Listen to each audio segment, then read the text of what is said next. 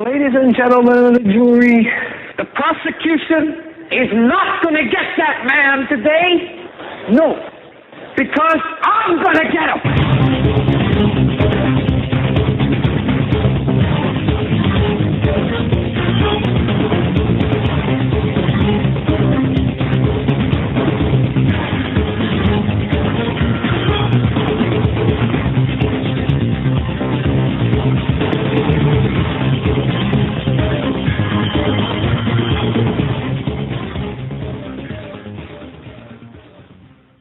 This is a Hagmann and Hagmann report for today. It's a manic Monday. It's Monday, the 7th day of January 2013.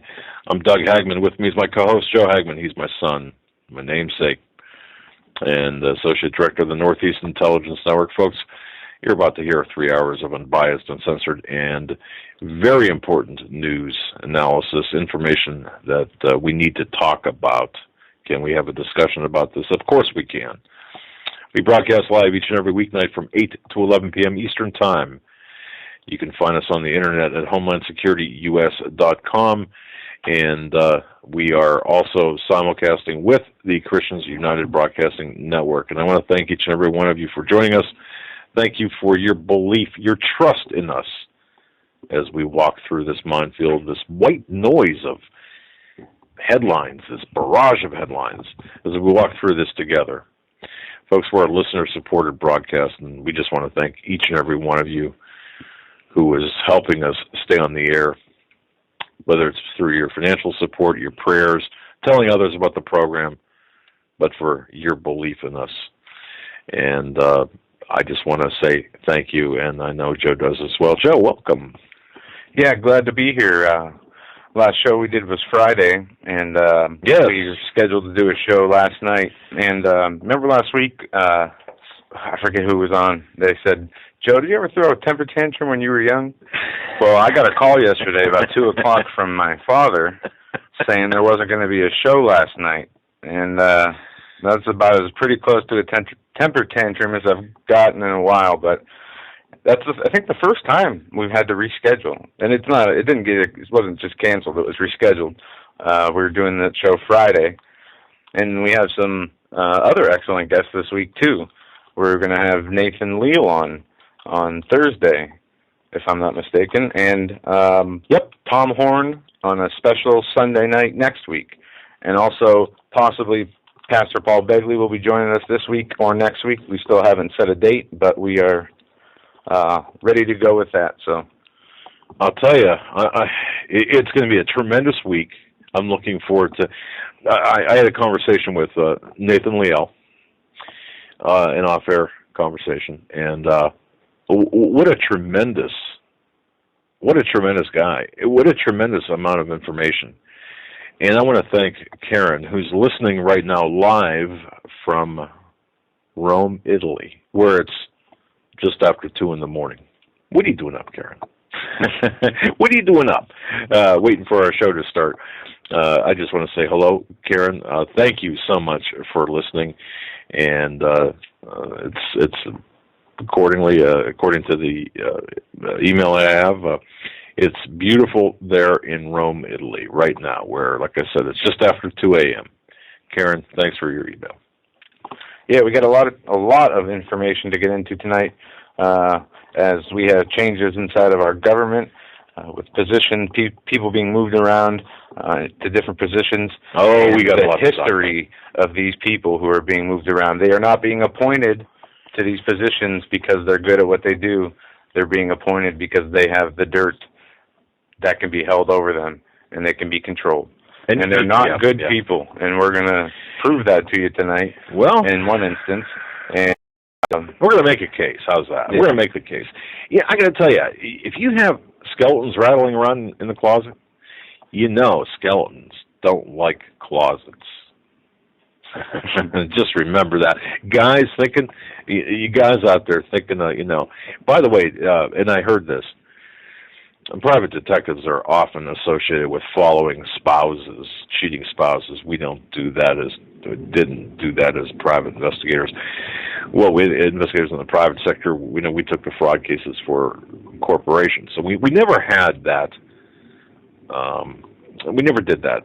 Well, I shouldn't say never. We did that occasionally in special circumstances, but it just was never a good idea. But I got to tell you, January 7th is the day, according to news reports, when people decide, when more people decide to have an extramarital affair than any other day. Really? Yeah, I don't know why that is, but they make a conscious decision, according to some survey here, poll, where today is the day for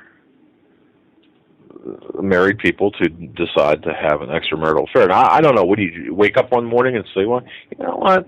I don't see that happening." I think I'm going to have an extramarital affair. It's January 7th, and it's sunny and it's cold, but that's okay. That's probably one of the weirdest odd facts I heard that, and I thought, wow. I mean, 30 years. Although we, Joe and I never. Although that was not our specialty, or we never really did that kind of work. I just thought that was a really odd statistic, but it also speaks to the morality of our society. Yeah, man. I want to start off the show tonight by asking you a question. I know we didn't get a lot. I mentioned it to you Saturday. We didn't even really talk about it. This is one of the bigger issues people have been asking about. HJ Resolution 15 abolishes term limits. What do you see happening with this? And I'll tell you my theory. You know what? If they're going to do this, yeah, he's not going to do it at the beginning of his second term. No, in my opinion. I mean, this might be a little message that I might do it at the end of my term. Well, I was talking to Keith Hansen, by the way. Keith, we talked over the weekend, and he's got his finger on the pulse of different things, and he mentioned that, and he said, that pops up like every year about this time, or it's always that always pops up in some form of a resolution, or but it never goes anywhere. Okay. So, and I didn't know that. It just surprised me to see it pop up like that. Yeah. And I know if he's going to do something like that, they're not going to make a resolution and talk about it. You're right, and I gotta tell people.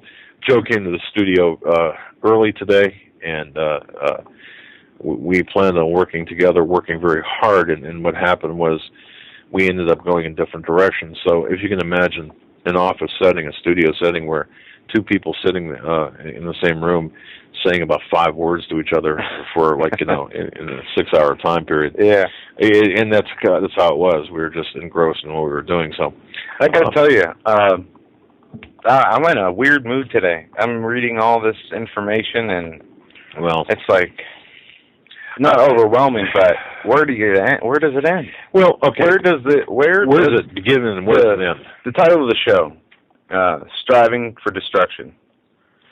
Our government, the people who are allegedly in charge of keeping things together, are working as hard as they can to destroy America as it is already gone, and that's freedoms that are left. Title you picked. Striving for, that's a good title because that shows an active, not a passive, but an active,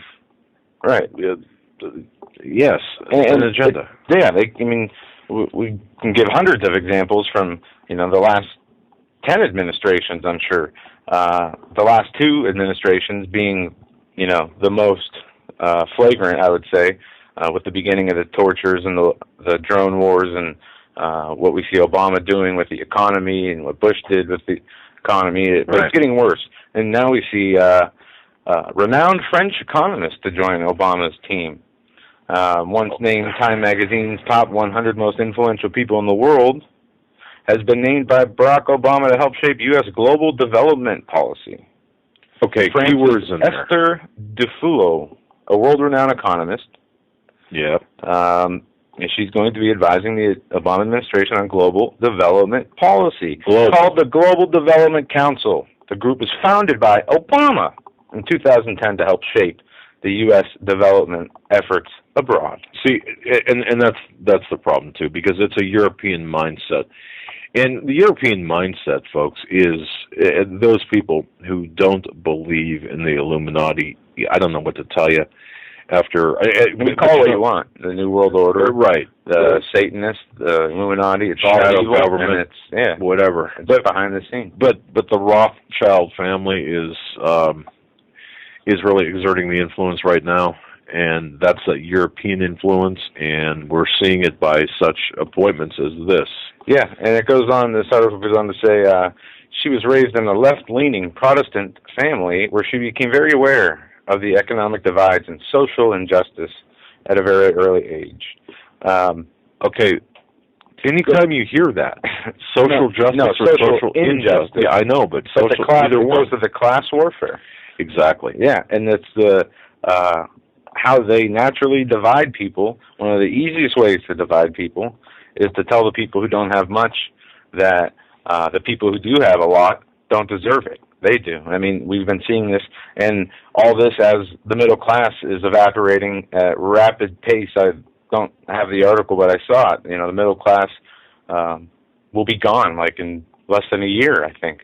They're proposing they want $1 trillion in new taxes, they said today. I mean, they're getting so crazy. It's so in your face that any more reading the news, I just want to shut down the computer or get away from it, you know? Oh, it's easy to do. That's why you have us to help you walk through it, folks. I mean, because, oh, my goodness.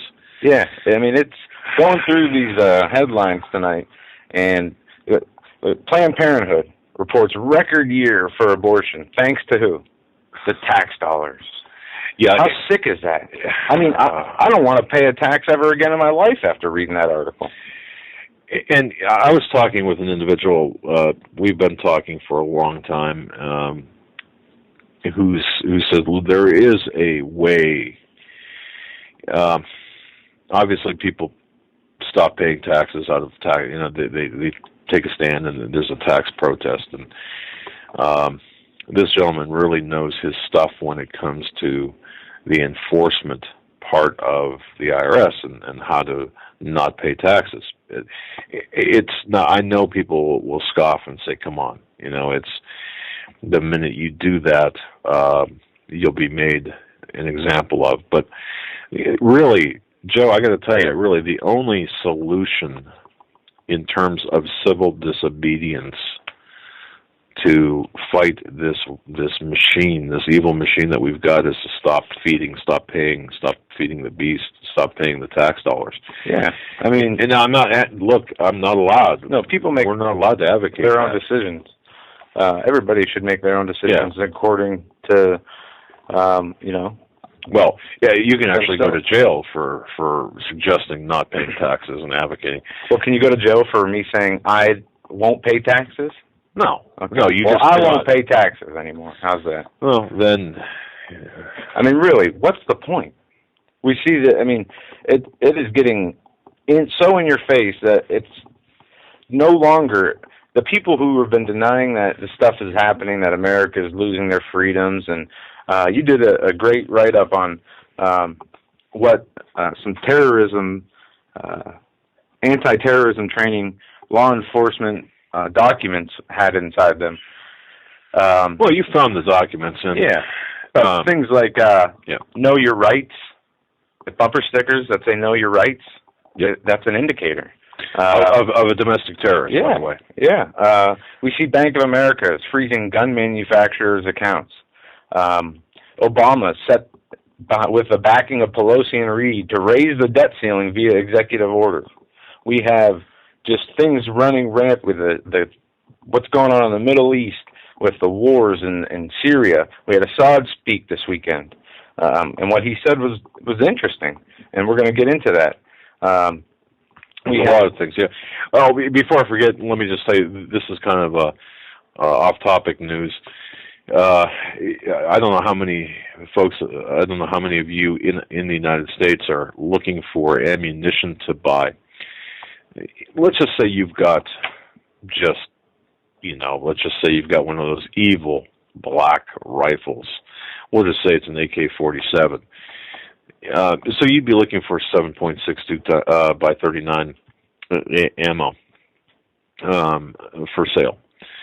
Well, just for the heck of it, I called a gun shop in our area and asked them if they had any, and the guy laughed. He said no, and we're certainly not going. I'm not going to buy any. We don't expect any in. I'm not going to buy any because it's $1,800 a case now, and you're looking at almost like $3 a bullet. That's insane. Okay, that is insane. That kind of pricing for ammunition. Yes, and also one thing, the run on the ammunition also is extending to 22 long rifles, where now 22s, and I'm not sure if Keith Hansen talked about this or not, but I think we had a discussion about this, but 22s are actually becoming a weapon of choice, a long rifle, sniper-type weapon of choice. But now, 22 long rifle, for example, 50 cal hollow point, $3.85 each. It's incredible. The prices are incredible. So, I don't know I don't know what to chalk this up to. I know, I do. What was told to us many times by many different economists and people who understand what's going on, that as the dollar continues to lose its value to inflation because of the printing of the money, the assets will obviously go up, and the currency will become things like bullets or that's right. Whatever the need is that people have.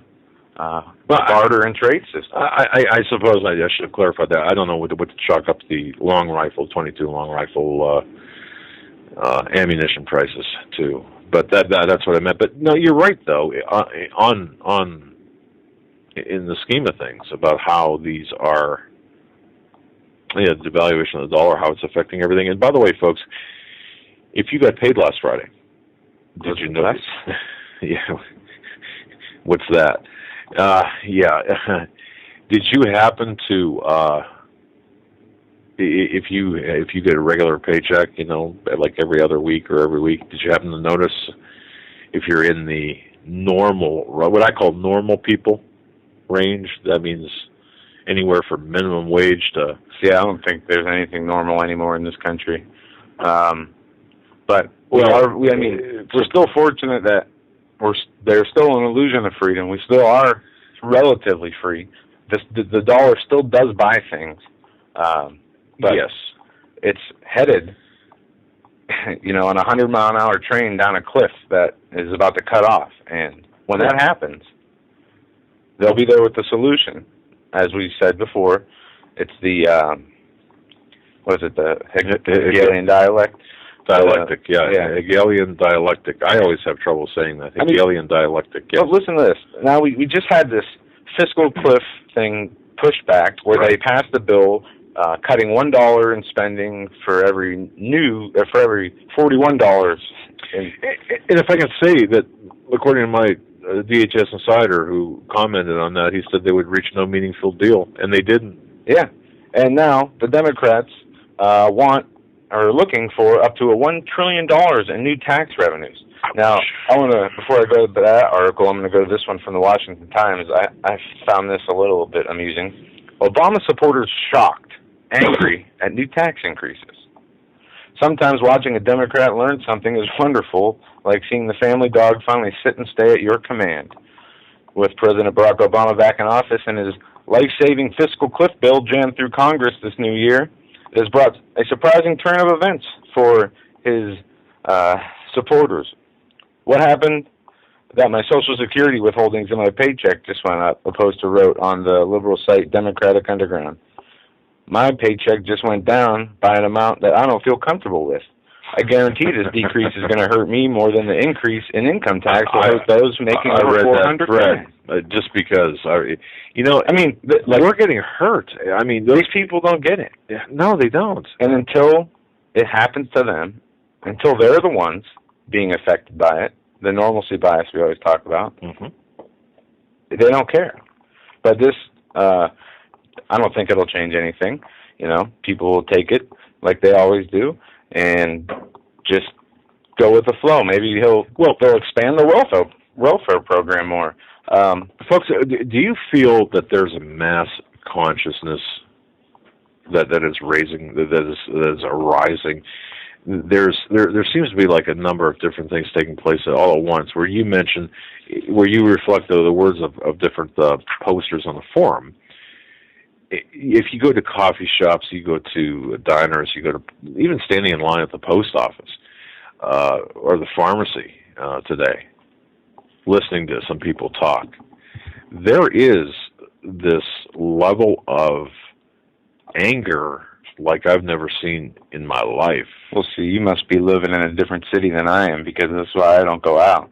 I can't find anybody who has anything bad to say.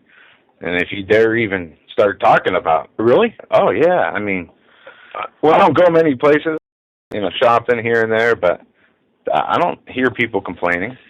I hear them talking about football and how they're, what they're going to do for I hear that the next week, and just the things that have no value of any kind. Well, maybe it's because sometimes, like, I'll stand and I'll just do weird things like stand or sit and listen, yeah, and stand and listen, and I might stay there for 10, 15, 20 minutes and just listen to what people are saying.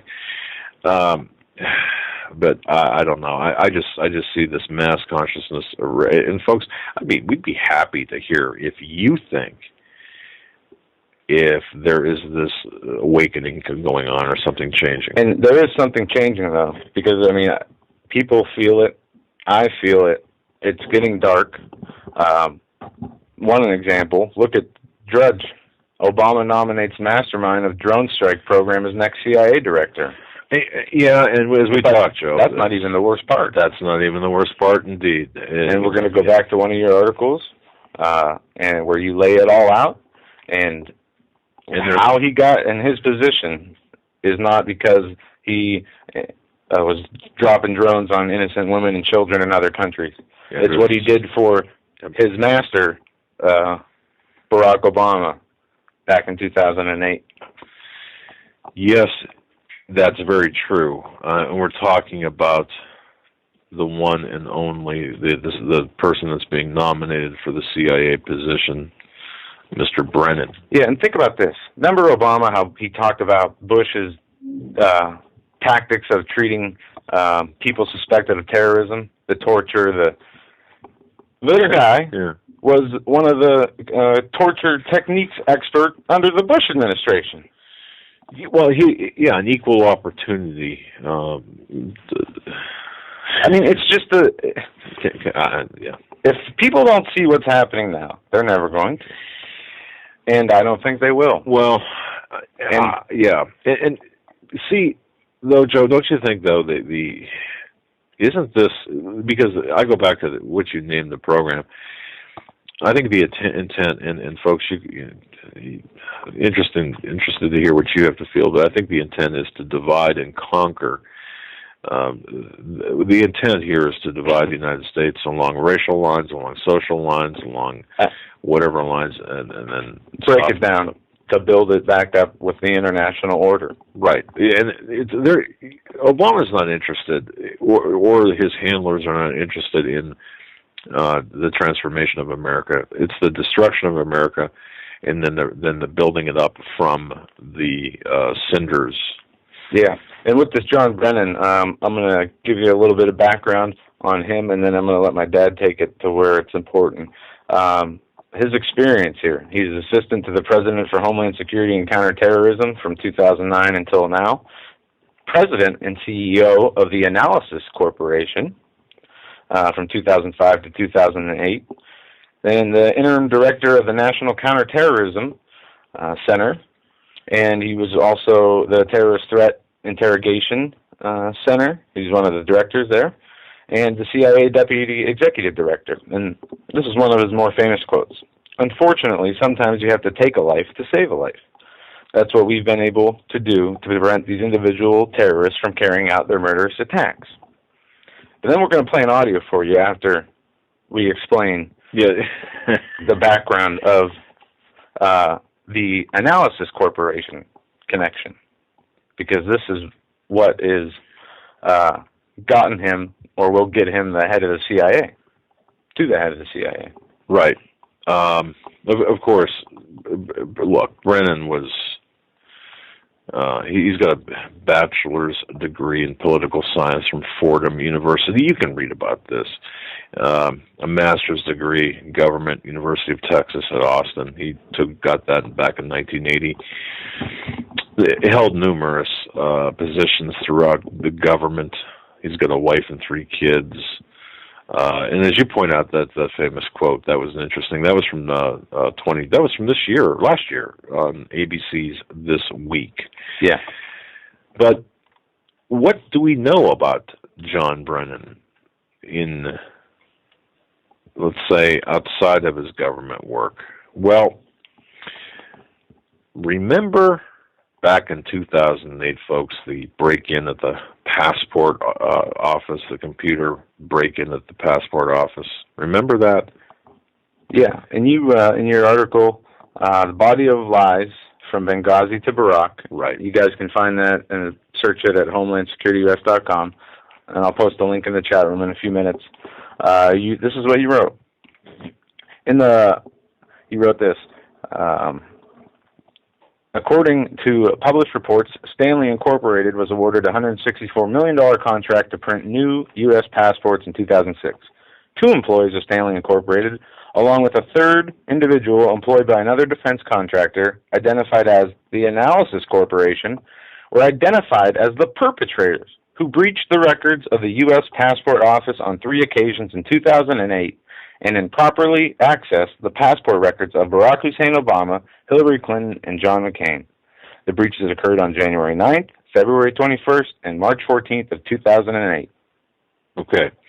And who was the CEO of the Analysis Corporation at the time of the passport office break-in? It was none other than John Brennan. Yeah, and this did not come without life loss.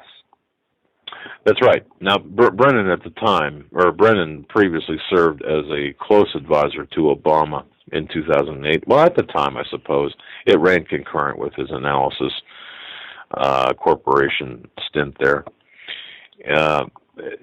Obviously, on matters of intelligence and foreign policy, he contributed to Obama's 2008 presidential campaign, that in addition to his 25 years in the CIA. Brennan was chief counterterrorism advisor to Obama under the official title of Deputy National Security Advisor for Homeland Security and Counterterrorism and assistant to the president. Now, folks, I'm going to take you to a place here that not too many people, I don't think, will take you to. Brennan, well, Brennan and Benghazi, is there a link? Well, okay. Let's go back to 2008 very quickly here. Recall that at the time of the passport office break-in, Obama was on the campaign trail, and he was already picked. He was going to be the guy. Mm-hmm. But you have to remember, and you have to go back, and you have to really look at the headlines and the various things that were taking place back there. And also remember his detainment in Russia over the passport. Right. While he was a senator. Right. That was when he was actually a junior senator. Yeah. Which is unbelievable, and that had something to do with his passport. But here's the deal. There were 3 employees related to the Stanley Corporation and the Analysis Corporation, and Brennan. Brennan was basically the front man for these subcontractors. The three people, Obama, Clinton, and McCain's passports were allegedly accessed via computer. Now, here's the issue. What did they do with this information? What did they do? Were they really after McCain's, or did it just, it just show? A lot of times, if your intent is to, we'll say, go after person A, you go after person A, B, C, and D, and then it gets all muddled and no one really can tell. So, who was really the target of that? And I would contend, it's my belief, based on research, that Obama was the target, but not to secure any information, but to change the information in the passport office files. See, copy, alter, or remove, as you right. Exactly. Because of one thing I see, a trip to Pakistan. Right, among other things. Plus, there are a number of issues, but that always bothered me, that passport break-in, because it was like, wow, there were just too many unanswered questions, and then it just kind of went away really quick. Well, what happened was when Obama was on the campaign trail, Jake Tapper asked him about what he thought about the break-in at the passport office, and that went, like you said, nowhere. But it stopped him. And folks, if you recall, back at that time when he was on the campaign trail, there was a period of time during the notification. If you look at the dates, and again, it's at HomelandSecurityUS.com. Just look up the article, Body of Lies from Benghazi to Barack. But if you look at the dates and you look at the campaign trail and you look at what was going on back then in 2008, it stopped Obama in his tracks. Obama had to do some things. It seemed like he had to kind of make sure that things were okay. And he was working with Brennan, it appeared. Brennan, although Brennan was the guy whose people had accessed the information, it was made to seem like a break-in. But in my view, based on my research, it wasn't a break-in. It was presented as a break-in, but done so the information on Obama's passport could be changed. Now, however, there was information that was removed during that breach. Once again, if you're going to make it look like a burglary in a house, you're going to take something, generally. Mm-hmm.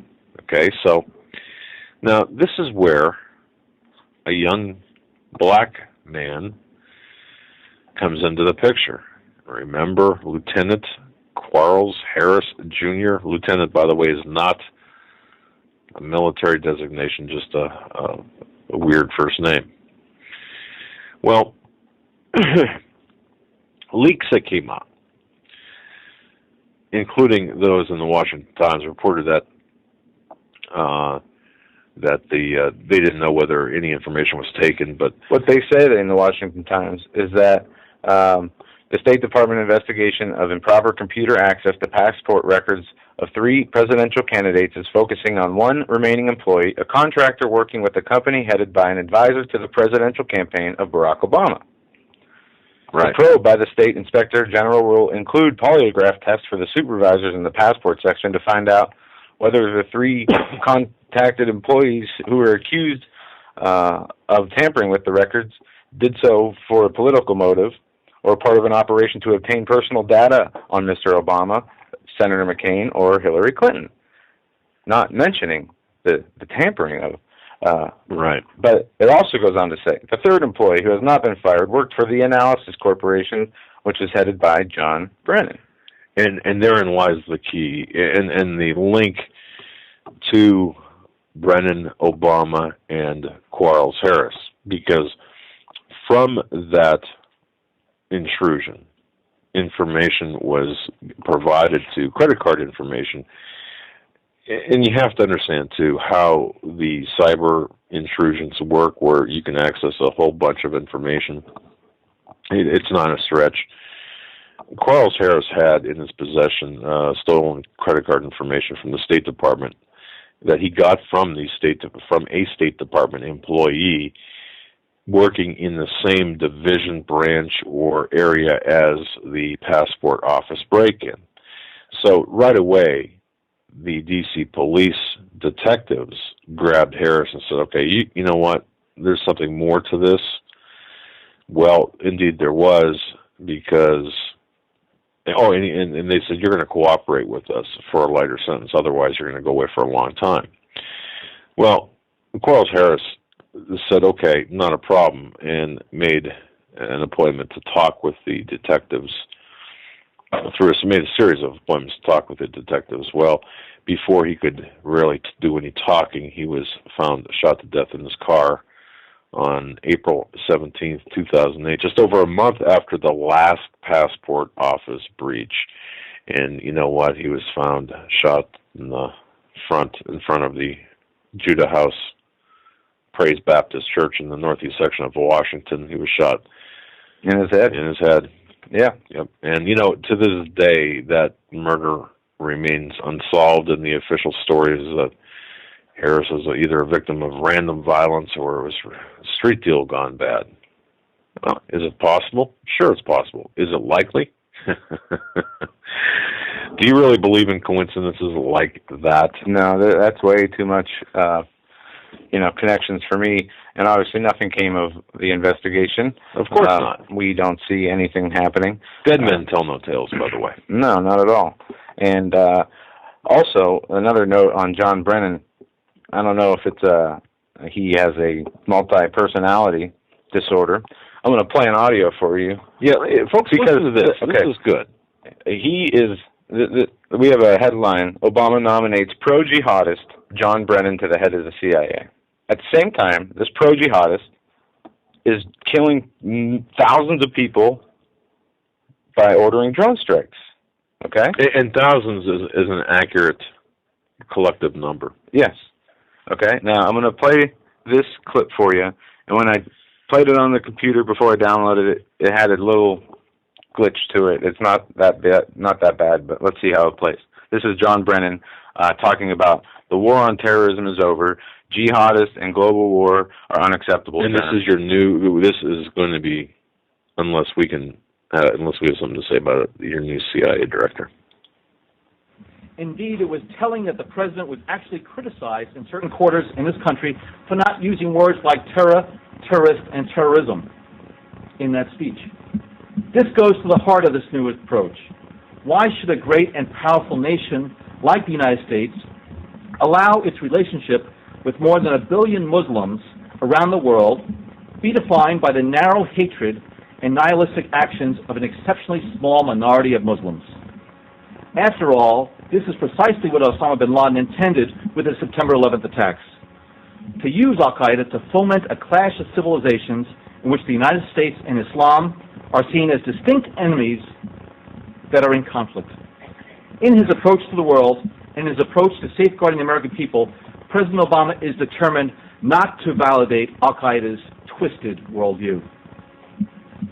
This leads directly to the second element of the president's approach: a clear, more precise definition of the challenge. This is critically important.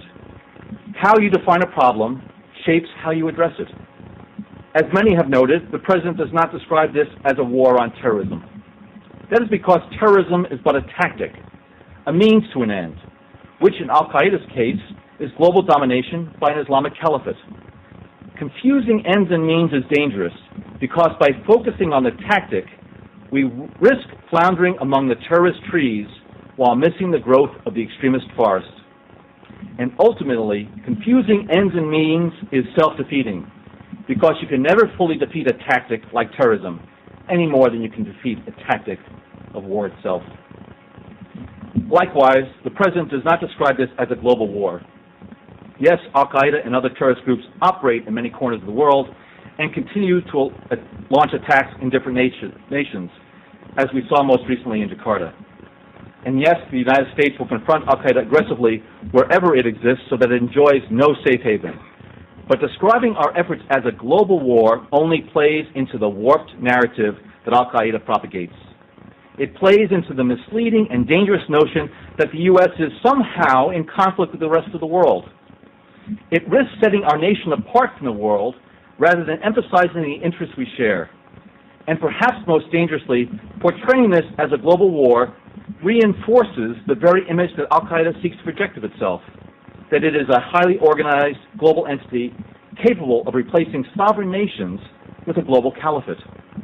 And nothing could be further from the truth. Nor does President Obama see this challenge as a fight against jihadists. Describing terrorists in this way, using a legitimate term jihad, which means to purify oneself or to wage a holy struggle for a moral goal, risks giving these murderers the religious legitimacy they desperately seek but in no way deserve. Worse, it risks reinforcing the idea that the United States is somehow at war with Islam itself. And this is why President Obama has confronted this perception directly and forcefully in his speeches to Muslim audiences, declaring that America is not and never will be at war with Islam. Instead, as the President has made clear, we are at war with Al-Qaeda, which attacked us on 9/11 and killed 3,000 people. We are at war with its violent extremist allies who seek to carry on Al-Qaeda's murderous agenda. These are the terrorists we will destroy. These are the extremists we will defeat. And there you have it. That was what he said just a few months ago in April of 2012, at the same time calling it wise to drop drone bombs from Reaper drones on innocent victims across many countries. And if you heard him say that the caliphate that they're trying to create is the furthest thing from the truth, well, look what has happened. Look at the regime changes from secular to complete radicalization. It is just startling to see, and that's why we opened with this John Brennan thing. I know it's tedious and really he's just another worm in with the rest of them, but it's just that pattern. These evil people, the eviler they are, the more likely they are to get a head of the CIA. I mean, look, George Bush Sr. Well, one thing about John Brennan, too, that people have to understand is in the terrorism training, anti-terrorism training or counterterrorism training as well that he has his hand in, Islam. Counterterrorism training or training of the terrorists? He's bombing them with one hand while giving them money and guns with the other. Yeah, if you listen to what he said in that clip, you would, there was so much wrong with what he said, only because of what his actions don't match. Well, first of all, what he said is actually incorrect. He's painting Islam in a different light than what it should be painted. What he's teaching and what he's requiring of, or what he has required of his people during his tenure at the CIA, previous tenure, that Islam is not a violent religion, and it's actually a cousin to Christianity and the Jewish religion. And it's monotheistic, and of course, it equalizes classes of people now through the love of God. And jihad is actually, or Islam is actually, by definition, submission to the will of God, and the Muslim is one who submits. So it's totally peaceful, and Muhammad is on par with Jesus. Now, this is the John Brennan Islam 101. In the same John Brennan, in the same, I should say, the same teaching, holds that Jewish extremism is a problem, where Jewish terrorists exist in the form of groups that feel they have a right to reestablish the biblical kingdom of David. And that's taught through the federal government, the CIA operations and training, as well as exported to local and state and other federal law enforcement agencies through what is called the SLAT program. The SLAT program, S-L-A-T-T. That's been around since 95 or 96, I believe it is. And it's funded by the Department of Justice. or it's actually operated by the Department of Justice and funded by the DOJ, Bureau of Justice Assistance. But if you look closely at that program, they redefine terrorism well beyond anything we've ever seen. And in fact, you recall the MIAC report? Well, the federal part of this defines anyone that's dedicated to a cause or is committed, disciplined, team-oriented, trained. It sounds like a good candidate for a Fortune 500 company leadership job or a management position, but people like that are the terrorists now. So they're right-wing terrorism, and that's where the focus is. Even though the CIA is not to be operating on American soil, well, yeah.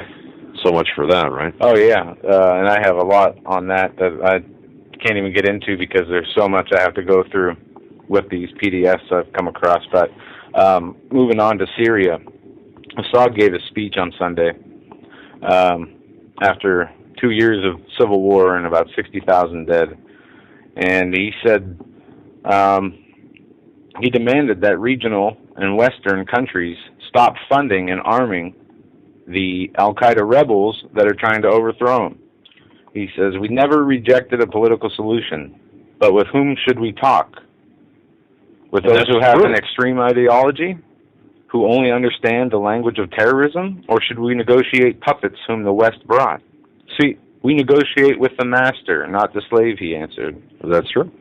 And he went on to say, "This is a revolution, and are these revolutionaries? By God, I say they are a bunch of criminals." It's odd to say that you agree with Assad, a dictator. I mean, there's uncomfortable. Gaddafi did that I agreed with. He did a lot for the people of his nation, giving them, nationalizing the oil, and he had all these. He give married couples houses, and he was not a good person all the time, and I don't know the whole history of Assad or Gaddafi. Gaddafi, I wouldn't put in that. From what we saw, did they do anything? Have we ever seen any proof that they ever did anything to start any of this?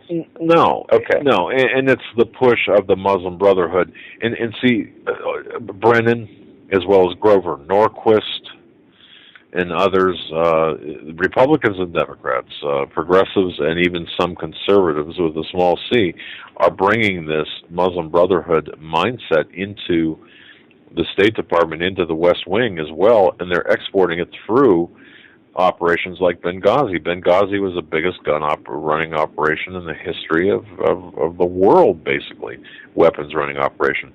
And it was inspired by the Muslim Brotherhood. And, of course, it's the handlers we're doing the bidding for Saudi Arabia, and people have to understand that. Yeah, the humanitarian bombs. Yeah. So and now, folks who have been listening to us for a long time, we have said that the Muslim Brotherhood operatives have strong influence over U.S. policy. We have long said that. We've long said that they've infiltrated the White House. Now, the Egyptian magazine is claiming, in fact, it is a December 22nd story published in, I cannot pronounce the name of this, so I'm not even going to try. I think it's Rose El Youssef magazine out of Egypt, December 22nd edition, said that, there are at least 6 individuals working inside the White House who changed the White House from a position hostile to Islam or various Islamic groups, including the Muslim Brotherhood, to the largest and most important supporter of the Muslim Brotherhood. That's an amazing... And, did they name the 6 people? Yes, they did. Arif Ali Khan, Assistant Secretary of Homeland Security for Policy Development. Did you hear that? Assistant Secretary of Homeland Security for Policy Development. This is a guy who sets the policy for Homeland Security. Mohammed El-Bieri, a member of Homeland Security Advisory Council. You wonder why at airports? You wonder why Advisory Council. Rashid Hussain, U.S. Special Envoy to the OIC, and others. Okay. The President of the Islamic Society of North America is in there as well. And Abu Patel, President Obama's Advisory Council on Faith-Based Neighborhood Partnerships. See, infiltration into the White House. I want to skip on to another story because I know something's coming up here shortly. There was a incident today where apparently Alex Jones was detained by the TSA in Austin on his way to a flight for an interview with Piers Morgan that's going to be airing in a few minutes. I can't wait till I talk to him next time. I really want to talk to him. And in the article that was on Drudge, you broke the story about the people who were critical of the TSA were put on lists. Well, Congressman Bob Barr got a FOIA request and proved that it was right. Well, wait a second. Yeah, I got to tell you this, Joe. No. I was excoriated by soup. I was called every name in the book, man. I remember. No, it's not true. I'm a kook. I'm a nut. But the records are there, so you can read them. All the people who think that. I mean, the freedom of information. You mean I was right? Yeah, you mean I wasn't making that up? Yeah. Oh. They were forced to admit after the National Opt-Out Day in 2010, the TSA, that it had kept records on people like Alex Jones and Matt Drudge and other prominent critics of the TSA. But it goes on. Anyway, he wouldn't take off his shoes, whatever, and the police told him to take his shoes off or he was going to arrest him. He didn't have a choice to even leave the airport and skip the flight and stay home. And it was just a big hoorah-rah. But I think the real show's about to begin when he goes on to Piers Morgan. It's going to be like, I don't know. It's going to be funny. I'm allowed to watch it later. Yeah, that'll be a circus. And the only reason, I couldn't think why Piers Morgan would have him on. Because I have him on The View, and when he gets going, he's just like he goes. You know what I think it's Piers Morgan's ego, I think. But he's making a mistake. I think Piers Morgan is walking right into this. I really believe that Alex Jones is not going to be the Alex Jones of Genesis Radio when he walks into that studio. He's going to be composed. I hope so. I do too. Because it can't come off looking all crazy. But at the same time, there needs to be that level of anger and, he needs to go at this hard. But either way, it'll be a nice little fun time to watch that and get your mind off all this horrible things going on. It could be comedy. Yeah. By the way, I just want to say this. On November 23rd, 2010, that was 2 years and how many months ago, I wrote the following article, and this is at HomelandSecurityUS.com and CanadaFreePress.com. DHS and TSA, making a list, checking it twice.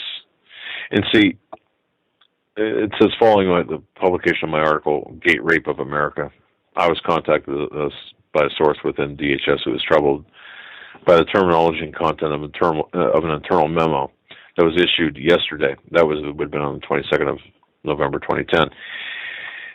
The bottom line is this. My contention was, based on my source, he said, look, you complain about the TSA that they are taking a list, they're taking your names, and they're creating a database of any person, group, or domestic alternative media source that actively objects to, causes others to object to, supports and or elicits support for anyone who engages in such travel disruptions at U.S. airports, the people at the airport, the TSA agents and DHS administrative branch people, they're instructed to identify and collect information about the persons or entities and submit information in the manner outlined within the directive. So that's what I wrote on November 23rd, 2010. I had received many In fact, if I could name them, I would. But I can't because I don't remember. But the people said, you know what, you're a liar. No one contacted you. I mean, I was called. CNN reporter Drew Griffin, as it says in this article, was put on the TSA watch list immediately after he files a report being critical of the organization. So, but yeah, and when he's just one of many, we could spend a whole show going through. So yeah, I mean, and I'm not interested in trying to. I mean, I have no interest in trying to redeem myself. But the fact of the matter is, folks, believe me, if you've been openly critical of the TSA, you're on a list, a specific list, and that's the story. And how do you get off that list? Well, you know what? We all have to stick together. There's no getting off the list unless we disband the TSA or cause the TSA to be disbanded. That again. I contend that the TSA is the most visible and vulnerable government agency out there, that if we stand together, if we lock arms and we say, you know what, you're not touching me, you're not touching a member of my family, that's it, period. We'll go through the safety checks, the reasonable safety checks, but you're not going to nuke us, you're not going to... Yeah, I don't mind going through a metal detector. Right. But you're not going to touch me or make me take my clothes off. No, absolutely not, even or virtually or practically. Yeah. So, that's fine, but the TSA's got to go, and they've got to go.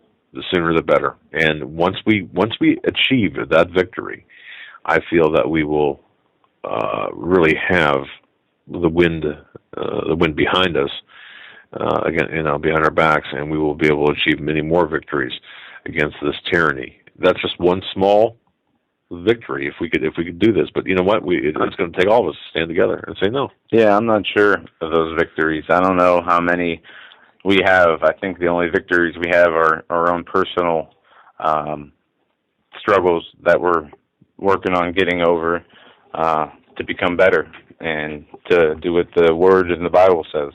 I think that's the only real victory we'll have, but I could be wrong. Well, look, we can't stop trying, though, can we? Of course not. Not at all. No, we can't give up. But the way things have been going, do you really think we have a chance of saving anything, this nation? I mean, even if we got rid of the TSA, you still got the DHS and 100,000 other new government agencies, secret spy contractors, and people you don't even know that are all part of this organization. They have ruined this. They've turned it into an authoritarian, totalitarian system using the most technologically advanced weapons and monitoring systems against us. Right. Even people who are innocent, people who just don't agree with them, are listed as enemies. That's correct.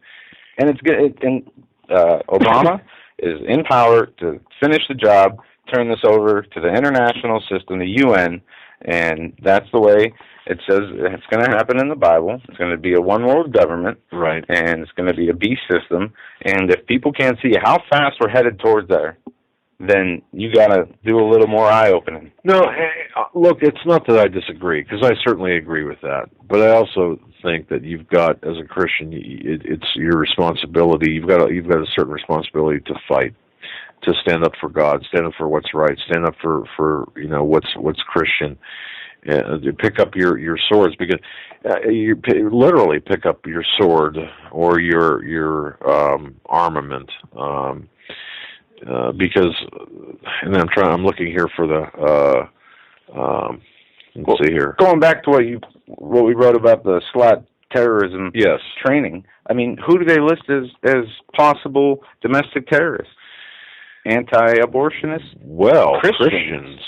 Oh. And they say anybody who uses the word God without a profanity after it. Yeah, can you, folks, go ahead and say that again. They say there's an indicator you're a domestic terrorist if you say God without using a profanity after it.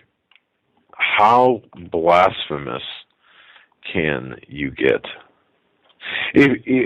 Seriously.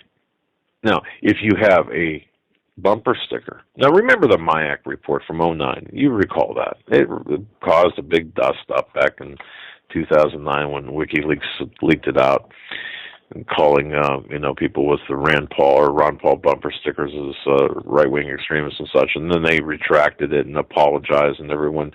But the people who continued to assert that there were issues, there's still classifications. They were called kooks. People like us, oh, you're kooks. But then, see this SLAT training now. If you've got a bumper sticker, call to arms, for example, or get us out of the UN, out of the United Nations, right? Or know your rights or lose them. Yeah. If you love your country, the UN is not your friend. That's another one. Yeah, and in the 2009 lexicon, right-wing extremism, they talk about patriots, Christians, constitutionalists. Yeah. You have literature that states as much. You could be dangerous. This, folks, this is so important because, people think, well, hey, the MIAC's gone. No, it's not. It's federalized now. Now it's on a federal level. Now they're teaching this. And you think, well, I knew that. But no, you don't know the extent to the extent, which is now, in fact, we are putting together an article right now that we'll post sometime after the show tonight to tell you exactly how deep this goes. Yeah. And, before we go to the break, I read this last week inside of Luke. Let me find it here. It's in chapter 20, I think. And he talks about, Jesus was asked about the last days. And it talks about all the earthquakes and the things that are going to change with the earth. But he says, before that, you will be delivered up for my name's sake. You will be killed for his word. And boy, isn't that literal? I mean, that's literal. Yeah. Because they are talking, in this training, they're not talking about merely arresting you. They're talking about how to neutralize you. And the last I knew, neutralize meant something more than just arresting you. So yeah. We're at the top of the hour, folks. I want to thank you for joining us on this Manic Monday, the first hour in the tank, in the can. We're back for 2 more hours right after these short messages. And for those who joined us late, we had to reschedule our Sunday episode with the Insider. He had to reschedule, but it's going to be Friday. We're going to have Nathan Leal Thursday, and then Tom Horn, special Sunday night show. You're not going to want to miss those. Stay with us. And by the way, upcoming guest.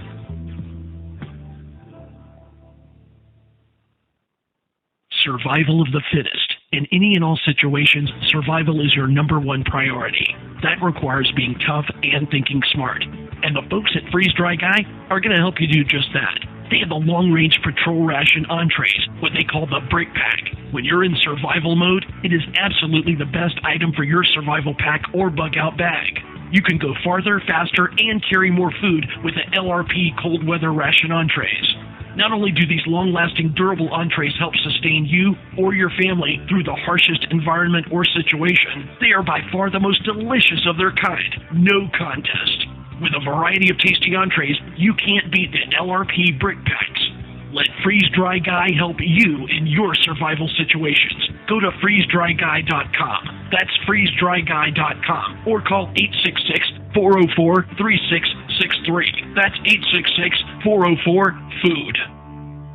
Hi, folks. Doug Hagmann here. You might know me as the co-host from the Hagmann and Hagmann Report, or as a frequent guest on Coast to Coast AM with George Norrie. If you're like me, you're tired and confused over today's headlines. You just don't know where to turn for accurate, concise information about really what's going on, what's truly going on in today's society. If you don't know where to turn for accurate, well-researched, and properly vetted news, I've got a suggestion. In fact, it's a requirement. Bookmark Canada Free Press. That's CanadaFreePress.com on the Internet. It's just not for Canada. It's for news across the world. Judy McLeod, founding editor, has put together a vast array of talented writers like Kelly O'Connell, Daniel Greenfield, Dr. Eilena Johnson-Powell, a lot of guest columnists, very talented writers. Folks, that's Canada Free Press at CanadaFreePress.com. Now mobile friendly. Follow on Facebook, because without America, there is no free world. You better wake up fast and listen to this, America. The Obama campaign has launched attack squads disguised as truth teams dedicated to intimidating and silencing all political dissent carried over the internet that criticizes the Marxist Obama. Truth squads specifically focused on covering up Obama's endless trail of lies, corruption, and subversion, and using the Gestapo power of our own government to police and censor the internet and shut down websites that dare to carry the real truth about Obama's Marxist coup. Remember the names of these Gestapo-style agencies at work right there in your neighborhood. KeepingHisWord.com, KeepingGOPHonest.com, and AttackWatch.com. KGB, SS, and Gestapo-style police-state gangster organizations at work to silence the important voices of patriot dissent, some of which have already been shut down by Obama's orders. Adolf Hitler would have been proud. We're the 21st century Tea Party patriots.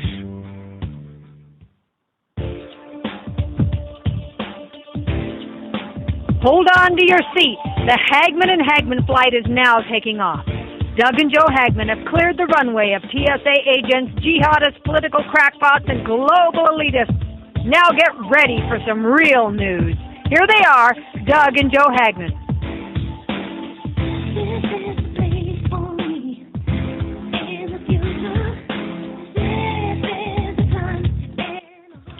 And welcome back, ladies and gentlemen, to hour number 2 of the Hagmann and Hagmann Report this Monday, January 7th, 2013. And it has been just a jam-packed beginning of the year when it's coming to news and things happening around the world. Things are not slowing down. Nobody expected them to. But we can see them, getting worse. And they're going to continue to get worse and worse until the evil, the spiritual evil that is running rampant, that is let loose on this earth, puts together what it needs to fulfill prophecy. And I think with I know both Nathan Leal and Tom Horn. Nathan Leal going to be talking on Thursday, and Tom Horn on Sunday will be talking about that very issue. So yeah, we have some great guests coming up, and it's just going to be a good week. And we have people we haven't even mentioned yet, other guests that we're trying to get scheduled in there. And it should be a great 2 weeks. Should be a great year, the way it's going. As long as we have the ability to communicate, we will be doing so to the best of our ability, getting the best people on that can help us in these times where we need the spiritual discernment. But no matter which guest comes on, there's only one thing we need to refer to when looking for spiritual discernment, and that is the words of Jesus himself. And because we see it happening today, the persecution. You told me you got to see an episode of Dragnet, an old Dragnet episode. Yes. And there was, Joe came in and was saying, at the end of the show, he said, it's unbelievable what these parents are. Well, no, it was at it was either the last episode of season 1, which was in 1967, or the first episode of season 2. I don't recall which. It was actually, got it out of the $5 bin at the anyway. The captain, the watch commander, talking to Joe Friday, saying it was a school situation. It was a gang in school, and they were talking about the lack of parenting at the time. Now, again, this is 1967. The watch commander said, well, what do you expect when you don't have parents at home and you've got the lack of values? And, hey, even today, you've got the acceptance of homosexuality. And I thought, wow, I'd listened to that, and he continued that if it was played today during prime time on a network, there'd just be no way that would fly, and just to hear it and to see. So that was, 45 years ago, 46 years ago maybe. Is my math right? Yeah, I guess it would be. And just in that less than a half a century, how far and how much and how deeply we have changed. And who do we have to thank, or who do we have to blame for this? Besides, obviously ourselves to some degree, but wouldn't it be the generation that embraced the Great Society? Wouldn't it be the media that touted this Great Society, this notion of the Great Society, the Cloward-Piven strategy, the socialists, the Fabian socialists, the communist people?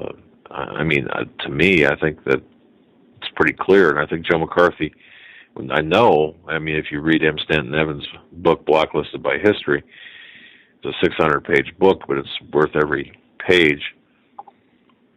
Joe McCarthy was right. Senator from 1950. Yes, he was. And the communist infiltration into our government, changing the complexion of our leadership, and of course, taking God out of schools and out of the homes and churches, or out of the halls of government and schools, and affecting how it was discussed at home. And so just imagine the last 40-some years now being put on steroids, and kind of over the next 4 years what's going to happen to Christians and Jews and people, and even to a lesser extent Muslims, because at the end we are told, and I believe that this is supported by Scripture. Folks, look it up. I don't know, but I do believe that the one world government is going to also have a one world religion that's going to be a watered down version of the three great religions. You cannot have the three great religions. When I say great, I'm talking in terms of the three historical, primary, historically big, recognized. Right. I'm not right. Yeah, and they're moving towards it. I mean, you can see it now. The Chrislam, nobody. I'm only 29, so I haven't been around that long. But my teenage, I was 19 when 9/11 happened. Before that, I didn't even know that there was such a thing as radical Islam. Okay. Well, there really isn't. You've got Islam, and then you've got apostates. You've got the followers of the Quran, or those who don't follow the Quran, which are the apostates. Radical Islam, or Islamists, is a PC term, and it should be looked upon that way. Now, some people will say, well, that's hate speech. Well, no, it's not. It's intellectually honest. There are no such things as, well, the radical Muslims are the ones that are not engaged in jihad as it's defined. The radical Muslims are the apostates. It's backwards to what you're being told. So, but that said, at the end of the day, Christianity, Judaism, and Islam are going to be combined into one. Yeah, there is a push toward a one world religion. Right. The UN is behind it. Right. And you guys, everybody knows about Lucius Trust. They have a role in it, and we don't know exactly how it will roll out and happen, but we know it will. And what's disturbing is that the apathy or indifference of the Christians. It's not tolerance, because you can't have tolerance for evil, or for you can't have tolerance to give up your faith. What they're doing with the Obamacare mandating that religious institutions give birth control regardless of their religious beliefs. When they do that, I mean, all bets are off anymore. If they can get away with that, they are going to be coming towards burning down the churches. They're going to be delivering us up, just like the Bible says, if we even get that far as a nation. They've been doing it across the world, killing thousands and hundreds of thousands of Christians a year, every year, all over the world. we're not anything more special. Why do you think it can't happen to us just as easy, just as quick, especially when we see what's happening today? I mean, it's almost a guarantee it's going to happen. And in the next few years. But people just want to go have fun and not worry about it. It's going to happen. You're right. And it's going to but it's going to happen. We're going to have to make some very difficult decisions on how we're going to handle the practical aspects of our lives, but the decisions to die for our religion, our faith, our belief in God, I mean, those should already be made. I'm ready. Yeah. And I'll stand right next to you, behind you, in front of you, if you're ready as well. Right. And that sense of unity under the Lord is gone. People don't want to be part of anything that other people will look at as controversial or extreme. Yes. But it's not extreme. It's never been extreme until we are where we are today. And through subverting, through false flag events or whatever, subverting the mind control on the TV to wherever it's coming from, people have been softened in everything, in every aspect of their lives, in their faith, in their self-discipline, in anything. One of the best things you can do is deprive yourself of something for the Lord and do it right. I mean, that's what, part of the having faith is, knowing you'll be okay no matter what, as long as you have the Lord in your life. But people are on a whole different planet in America. They're okay if they have their TV or if they have their whatever satisfies them. Lovers of pleasure, lovers of self, instead of lovers of God. And we're seeing it perfectly, as it says in, I think it's in Corinthians. It lists what is going to take place, how people are going to act in the end times, in the last days. And, I mean, I think I have it right here. It is dead accurate. I mean, how many people do you know that would rather, do something for themselves than for someone else or for the Lord? You could ask 10 out of 10 churchgoers probably in some churches who would rather do things for themselves than for God. Or if they do it for God, they do it out of a sense of, I guess I got to do this because I'm a Christian. Do you think that do you think Jesus is going to respect that when Judgment Day comes? I mean, we need to really think hard about what we're doing on a daily basis and why we're doing it and who we're doing it for. Because if we're not, then our mind is not in the right place. I agree. And that's, people, I received some emails this weekend from people saying, well, wouldn't it be better if you just did the news and analysis of the news and kept out of the Bible?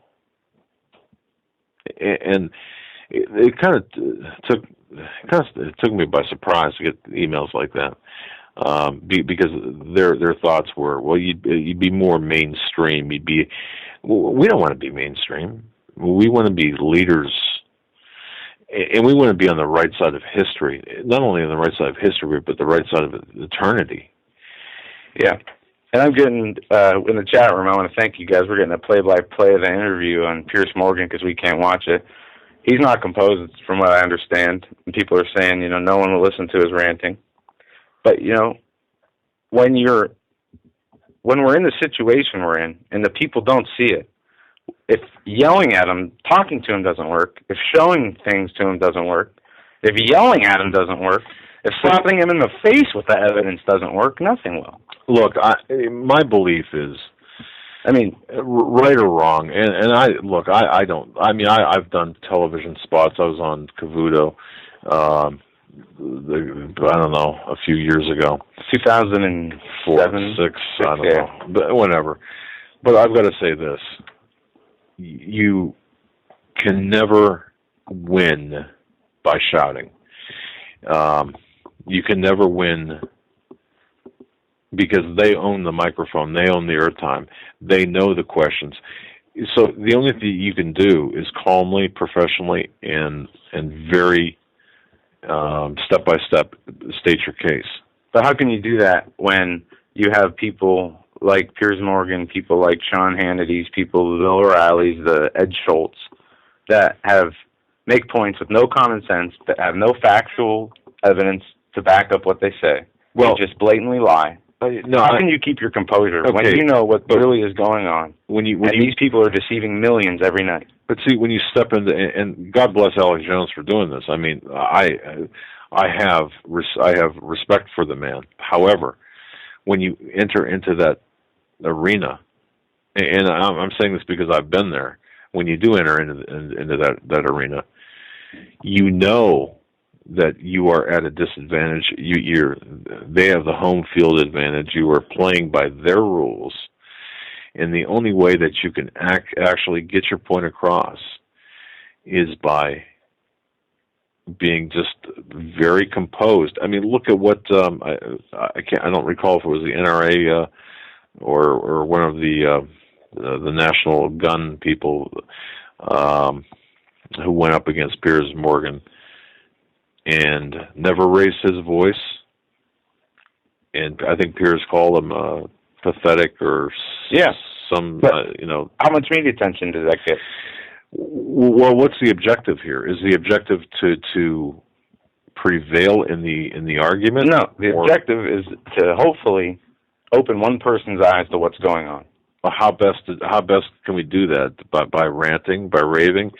Well, whatever situation you're in, it's going to take something different. I mean, you're going to have to be, flexible. It's nothing against Alex, but I've watched an interview of him on The View.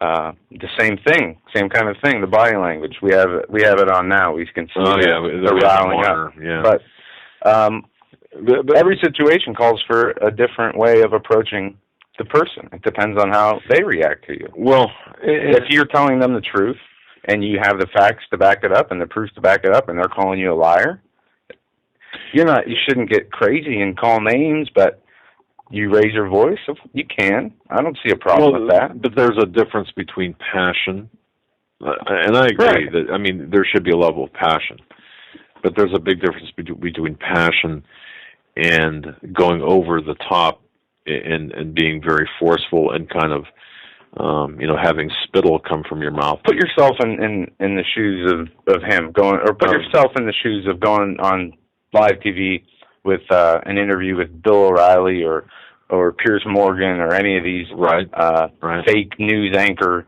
New World Order loving people. Okay, could you sit there and have your composure? I don't know if I could for that long. I mean, seriously, it would take everything within me. First of all, I would. I don't know if I'd do that, but it would take everything in my power to sit there and to not lose my composure. But I would do my best to just make my points. And if he wanted to talk over me, I would. You know what? There's only one person that can talk at a time. And at the end of the day, at the end of the interview, if he comes off as a bully, as a schoolyard bully, but then you win. I don't know about that. How many chances do people in the alternative media really get to go on mainstream TV to talk about what's really going on? Well, when you do it, you have to do it all the way, or don't do it at all. Well, boy, folks, you put yourself in that position. To everyone listening to this program, because certainly, I mean, we're no experts. We turn it around. Somebody comes on our show, right, and we're yelling and screaming, depending on the context of the argument, I guess, or whatever we were talking about. Right. But it's not like that because we're not a mainstream government promoting propaganda spewing media outlet. Right. Well, I mean, no, I understand. I just think that in this case. I just think back because I asked Orly Tates when she went on. Who was that? Was it Ed Schultz or Chris Matthews? I think it was Ed Schultz. It was Ed Schultz. Orly Tates. Lawrence O'Donnell. Lawrence O'Donnell, thank you. Yeah, when he was just screaming at her. Exactly.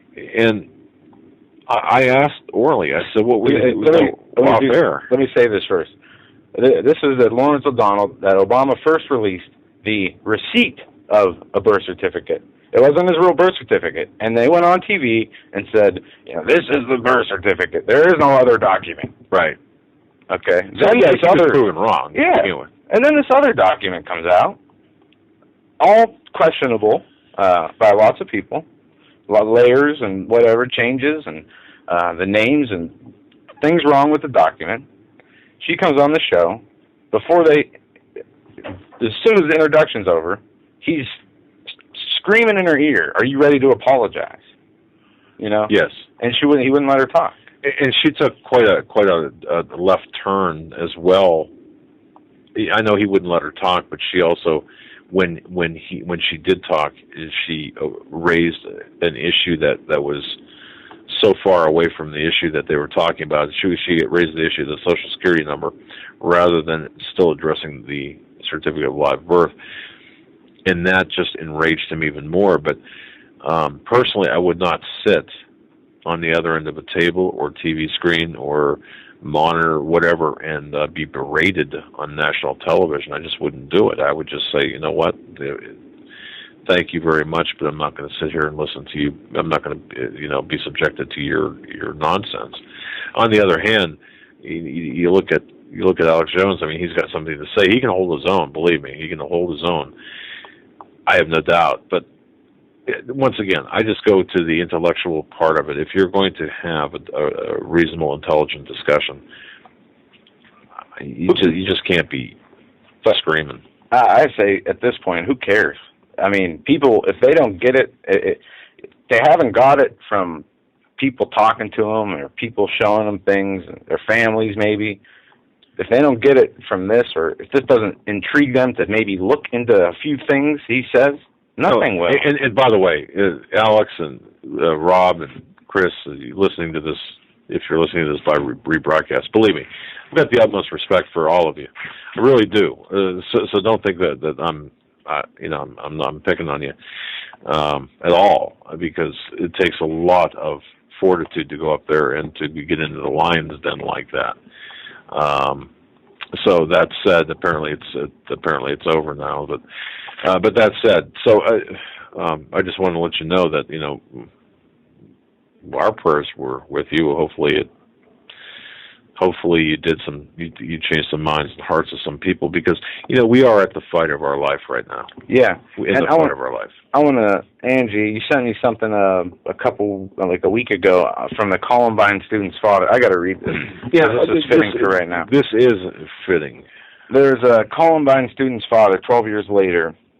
Says, guess our national leaders didn't expect this. On Thursday, Daryl Scott, the father of Rachel Scott, a victim of the Columbine high school shootings in Littleton, Colorado, was invited to address the House Judiciary Committee's subcommittee. And folks, you know who this guy is. You've seen him on TV. I know you know who this guy is. Yeah. And what he said to our national leaders during this session of Congress was painfully truthful. They were not prepared for what he was to say, nor was it received well. It needs to be heard by every parent, teacher, politician, sociologist, psychiatrist, psychologist, every so-called expert. Zoologist. These courageous words spoken by Daryl Scott are powerful, penetrating, and deeply personal. There is no doubt that God sent this man as a voice crying in the wilderness. The following is a portion of the transcript. Since the dawn of creation, there has been both good and evil in the hearts of men and women. We all contain the seeds of kindness or the seeds of violence. The death of my wonderful daughter, Rachel Scott, and the deaths of that heroic teacher and the other 11 children who died. By the way, just let me interject something here. Please, everyone, pray for people like that. There should be no parent who should bury a child. No parent. That should never happen. Well, it does. It does happen. And I know listeners out there. For a reason. Yeah, I know. I know listeners out there. Just keep people like that in your prayers. Go ahead. Yeah, he says, and the other 11 children who died must not be in vain. Their blood cries out for answers. The first recorded act of violence was when Cain slew his brother Abel in the field. The villain was not the club he used, Neither was it the NCA, the National Club Association. The true killer was Cain, and the reason for the murder could be found in his heart. In these days that followed Columbine tragedy, I was amazed at how quickly fingers began to be pointed at groups such as the NRA. I am not a member of the NRA. I'm not a hunter. I don't even own a gun. I am not here to represent or defend the NRA because I don't believe that they are responsible for my daughter's death. Therefore, I do not believe they need to be defended. I believe they had I don't believe they had anything to do with Rachel's murder. Otherwise, I'd be their strongest opponent. I am here today to declare Columbine was not just a tragedy. It was a spiritual event that should be forcing us to look at where the real blame lies. Much of the blame lies here in this room. Much of the blame lies behind the pointed fingers of the accusers themselves. Boy, that's a strong statement, saying much of the blame lies in this room. Right. And he goes on to write a poem. And I'm just going to read snippets of this poem. Your laws ignore our deepest needs. Your words are empty air. You've stripped away our heritage. You've outlawed simple prayer. Now gunshots fill our classrooms, and precious children die. You seek for answers everywhere, and you ask the question why. You regulate restrictive laws through legislative creed, and yet you fail to understand that God is what we need. And he said this in front of but effective. He said this in front of the Congress, yeah. and they were thinking he was going to come there to speak out against these shootings and surprise. Yeah. And it goes on from there, but you get the picture. The guy's right. It's God we need in our schools. It goes back to what Steve... God we need in the parenting. I love Steve Quayle's statement about you cannot...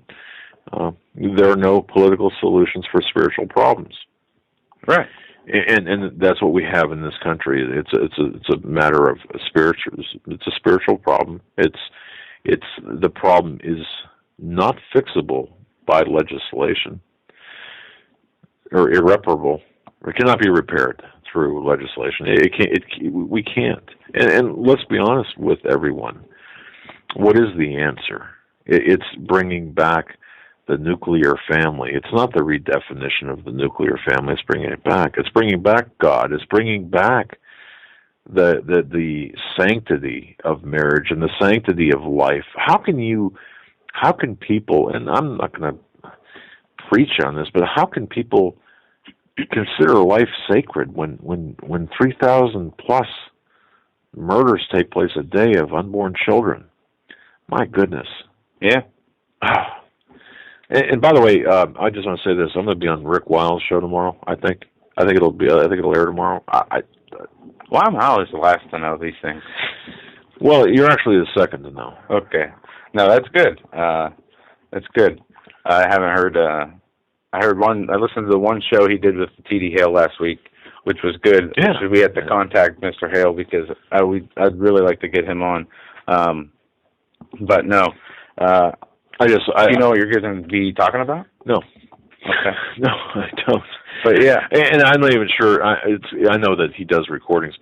I suspect it'll be tomorrow night. It'll air tomorrow as well. But I believe it'll be about the information I've got from the source from within the DHS. I got a serious piece of news here from the LibertyBeacon.com. It's entitled, "The U.S. government panel now pushing vaccinations for all, no exceptions." Oh, it's from Natural News. Also, an advisory panel to the U.S. Center for Disease Control and Prevention has recommended that every person be vaccinated for the seasonal flu yearly, except in a few cases where the vaccine is known to be unsafe. No one should say, "Should I or shouldn't I?" said the CDC specialist Anthony Floor. The Advisory Committee on Immunization Practices voted 11-0 with one abstention to recommend the yearly flu vaccination for everyone except for children under the age of 6 months whose immune systems have not yet developed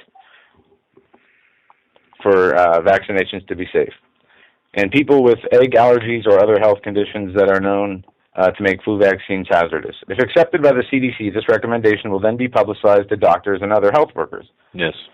Current CDC recommendations call for the yearly vaccination of all children over the age of 6 months, all adults over the age of 49, healthcare workers, people with chronic health problems, and anyone who cares for a person in one of these groups. These recommendations cover 85% of the population. So, how can they possibly, and folks, I mean, look, how can they possibly enforce this? Okay, there was a guy from Oklahoma. I don't know if he was a politician. I think it was Oklahoma.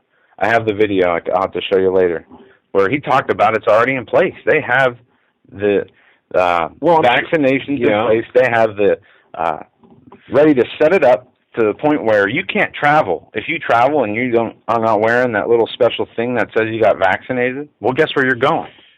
If you say no. Okay, listeners, how do you feel about that?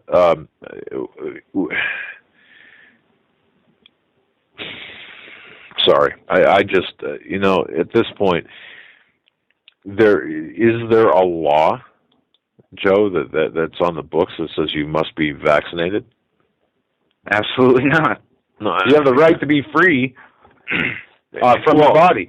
God designed us so our immune system will take care of problems, illnesses, and He has a plan for us. So, but I know that okay, is there a law, for example, in your state, wherever you're at, that to send your child to school, that your child must have certain vaccinations? Yeah, we see healthcare workers being fired left and right who refuse to get the shot, even when they say the shots aren't even that effective sometimes. Right. But see, I just can't imagine this.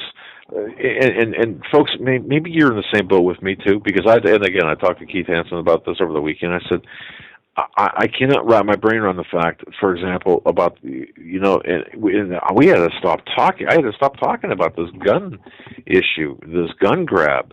Are you telling me that we're going to have SWAT teams come into our homes to grab our guns? So are you telling me, Joe, that we're going to have vaccinations, or people, forcing us into vaccinations? Well, there has been lots of different things, pieces of information, videos of actual politicians talking about the vaccination, the forced vaccinations. Well, how does it work? I'll tell you exactly how it works. At Drudge this morning, there was a big map about the flu season, okay? It says epidemic. Right. And 41 states. But there was only a few cases of people who died. And it is said that people do die from the flu. They die from the flu every year. How do we know? I said the flu where I thought I was going to die, but... How do we know that it's not a different strand of the flu that came out of a U.S. government laboratory, like the anthrax that came after 9/11? Oh, you know what? Okay, stop right there. Ladies and gentlemen, let me ask you this question. Should we do a show on the anthrax, 2001 anthrax attacks? Should we get involved in the investigation of that? Do you think it's important? It's important, but we shouldn't do a show on it. We should incorporate it in a show research with the vaccines, because there are, when you have somebody like the guy in Dr. Oz, I always refer to this because I saw this clip on ABC, whatever it is, News in the Morning, with Diane Fine Sawyer, whatever her name is. Yeah, Diane Sawyer. She's asking them up, people should get flu shots, yes. Would you give your kids flu shots? No. That tells me all I need to know. And he's not the only one. These things, different vaccinations have different chemicals in them. We know that the United States citizens, and military especially, have been used as guinea pigs to test different chemical compounds. And who knows how the fluoride in the water with the chemtrails and heavy metals in the air mix when you get that shot in your arm. Right. And look, I lost my train of thought. I'm sorry. No, it boggles my mind that they push these things like these vaccines on you. They sit here, and I saw a study this weekend, high fructose corn syrup makes you fat. Well, why are they making everything organic illegal and filling the stores? 92% of grocery store shelves have stuff with high fructose corn syrup in it. Correct. Yeah, exactly. So why should I trust the government when it's already...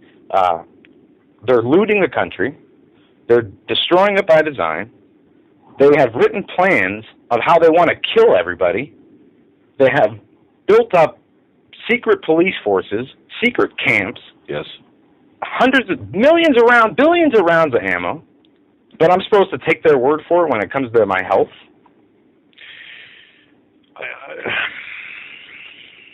Yeah, it's not right. And if you can sense my frustration, I'm very frustrated because it's at some level you get to the point where, okay, how much more can you take? How much further can we be pushed? And I'm sure everyone, to some extent, listening to this program feels that way. Now the question becomes, what are we going to do about it? It's kind of like, what are we going to do about it? We have one protector. We have one refuge. We do. We still have to go through what we have to go through here on Earth. And as long as we do it. Well, let me share with you what my spirit is telling me that we need to do.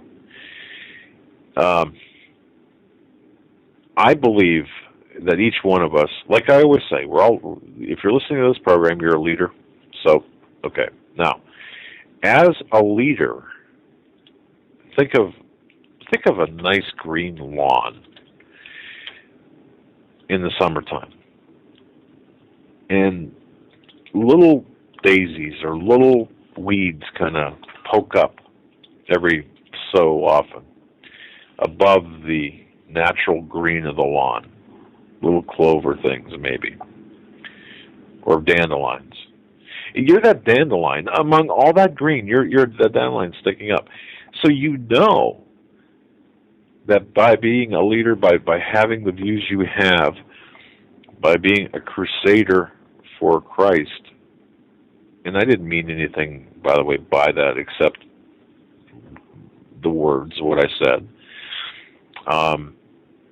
You know you're a dandelion. And what gets cut first when the lawnmower comes by? Well, the dandelions get cut, or the higher blades of grass get cut first. So you're taking a risk, but my heart tells me that at this point we now have to start getting together and organizing, at least at a community level. We don't have to take, for example, there doesn't have to be any one specific leader, but we all have to work our positions. You know what I mean? Does that make sense? In a way, yeah. Work our positions. If you're in Topeka, Kansas, and by the way, I'm going to say hello to Topeka. Let me raise this question to you. Yes. And I know how I feel about it because, whatever happens, but you approach your neighbors. You say, you mentioned things are getting bad. We're going to need to stick together. Things might happen where we're going to need each other. Right. Next thing you know, your neighbor's turning you in. But, I think it's how you approach them, and if it's in a conversational tone, because I don't think it'll matter.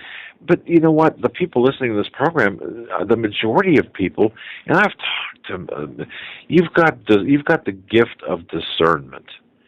I believe that the people listening to this program, you know when to talk and when to shut up.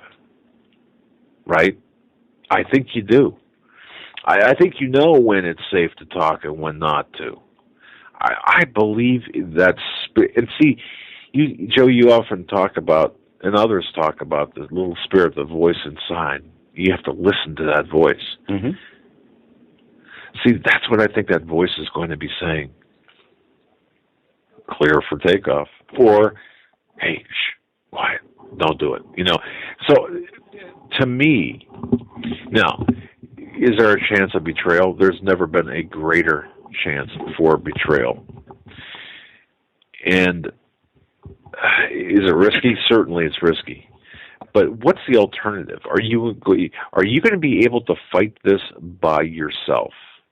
The answer is no. Of course, you're going to have the armor of Ephesians, the armor of God. But are you going to be able to fight this by yourself in a practical sense? What's coming? No.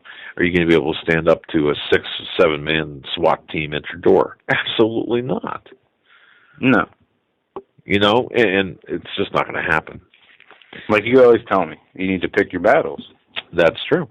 And now, does that mean you don't fight? No, of course not. Not at all.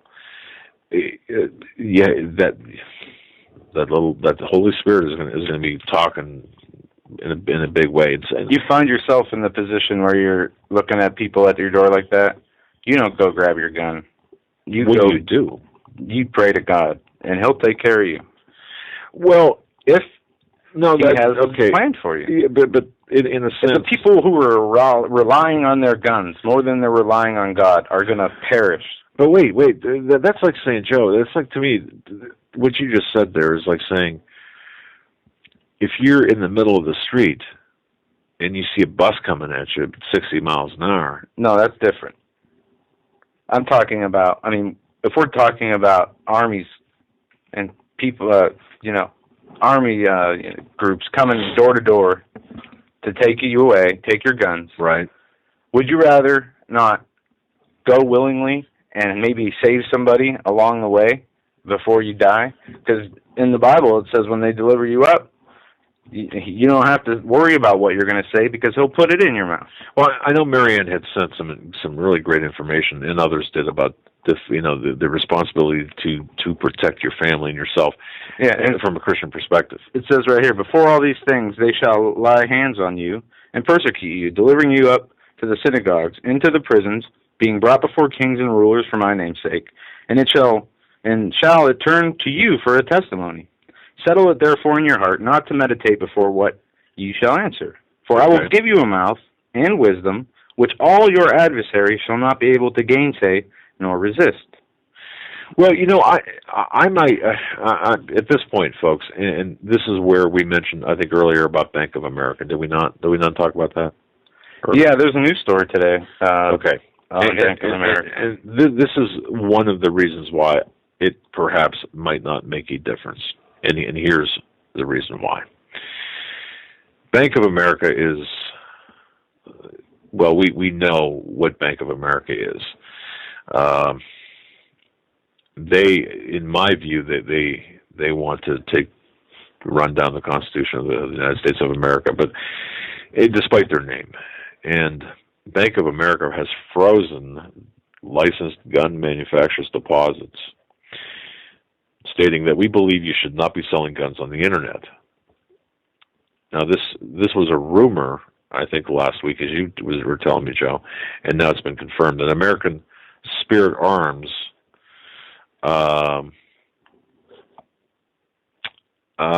Joe, okay, I'm looking at this very poorly crafted email, which I apologize, but it looks like there was a confirmation that American Spirit Arms did confirm this. I got an article right here. It's pulling up here right now. Okay. Bank of America. Okay, it says, my name is Joe Schrockman, owner of American Spirit Arms. I wanted to share my recent experience with Bank of America. Okay, that's different from this guy I got. Okay. So, but my point is this. We might not have, there might not be a shot fired, because think about this. No, I'm sorry, American Spirit Arms. You're right. Okay. Those of you who own businesses, or even if you just work for a living, like you just get a paycheck, what would happen at that point if, for example, they say, well, you know what, we're going to freeze your bank account? They won't have to fire a shot to take you out economically. And if you're taken out economically, what are you going to do at that point to feed your family? Wouldn't that seem like a better route to take than to send a SWAT team? Because obviously there are people out there committed to die in their homes or at their driveways to fight against a team of soldiers. And don't get me wrong, I'm not telling people to just hand over their guns and give up. If I see my family or my neighbors getting attacked and I have an opportunity to help them, I'll do it in a second. Well, and but I think if it comes to me personally, most people would. If it's just me, if it's you alone, right? Yeah, I don't have it. I'm not. Those who try to save their lives will lose it. Those who lose their lives for others will surely save it, is what the Lord said. And well, we'll get into that more at a later time, because there's a spiritual component to that. But I personally believe that God has told us, or God has instructed us that we do need to fight or protect ourselves, protect our family. In that vein, but with this Bank of America, if this bank and see I've dealt with merchants over the internet. For example, we have a merchant account where we take MasterCard and Visa. Well, that was from actually because of the textbook I wrote, and colleges were buying them, and they required the MasterCard and Visa system. So anyway, the having that system, if there was you had to qualify, and you had to jump through hoops. So folks that have businesses, you know what I'm talking about. There's certain things. I can see where the bank could shut you down and freeze your bank account or freeze your merchant account if they believe that you are doing something against the terms of the bank or of whatever merchant you're dealing with, merchant account you're dealing with. And that's one way. And think about that. Think how quickly, or think how effective that could be. So there are a number of ways that this could play out without a shot being fired. And the weird thing about this whole thing is the owner says that his sales have jumped 500% in their e-commerce, bringing Bank of America more money. Well, but yet, now I have to, and I read that, but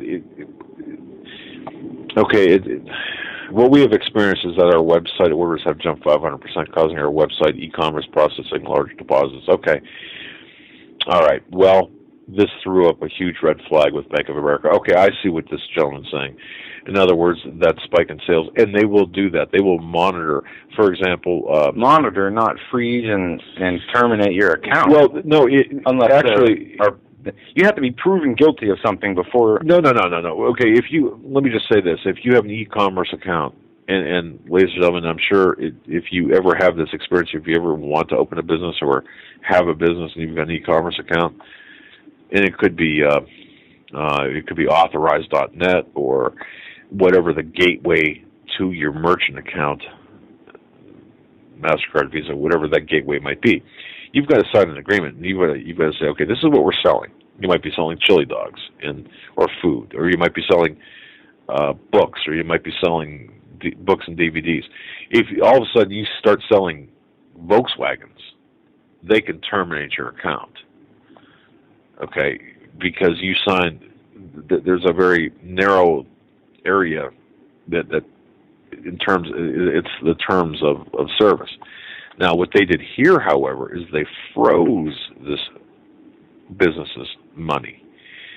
That is ramping up. I mean, I could see them saying, look, we're no longer going to do business with you. Find someplace else. But to freeze the money, holy cow. That, to me, is a new level. And obviously, where's the potential for redress? The Justice Department? Good luck with that. So, don't mean to switch subjects and go back. I'm reading the wording on the TV from the Piers Morgan. He's still talking. He's talking about the American democracy, and he said, how scary is it that this man, Alex Jones, I felt threatened, and he has millions of listeners every day. I would say Alex Jones probably has more viewers and listeners than Piers Morgan does. I don't like to condone violence, but I probably would have slapped Piers Morgan. No, you know what? And again, just out of principle. I remember back in I don't know, this is like early '90s, and I don't know how many people have seen celebrities and met them, or wanted, for example, to maybe get an autograph for a child. Okay, I was in Las Vegas, and there was a gentleman walking by, and my wife says, "Hey, you know what? I kind of I liked him acting in this particular show."